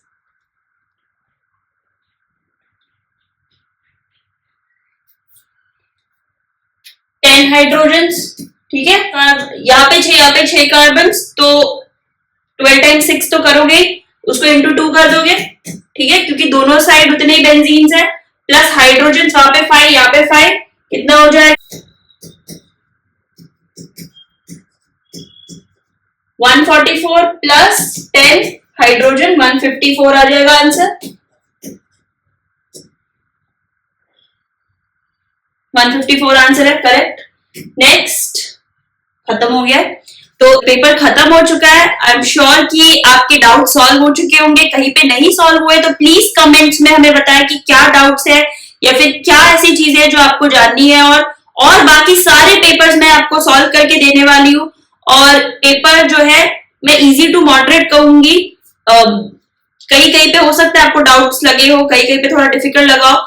हर एक टॉपिक जो भी अभी हमने डिस्कस किया उसी टॉपिक के आसपास के और पीवाईक्यू सॉल्व करो। पीवाईक्यू के थ्रू आप बहुत इजीली सॉल्व कर सकते हो आपके जेईई मेंस के कोई भी एग्जाम, क्योंकि जितना पेपर था सारा पीवाईक्यू से ही था। तो हम एक पीवाईक्यू का भी वीडियो लेकर आएंगे और इसके बाद बाकी भी सारे पेपर्स के वीडियोस आने वाले हैं। Like, share, subscribe to our channel. Thank you.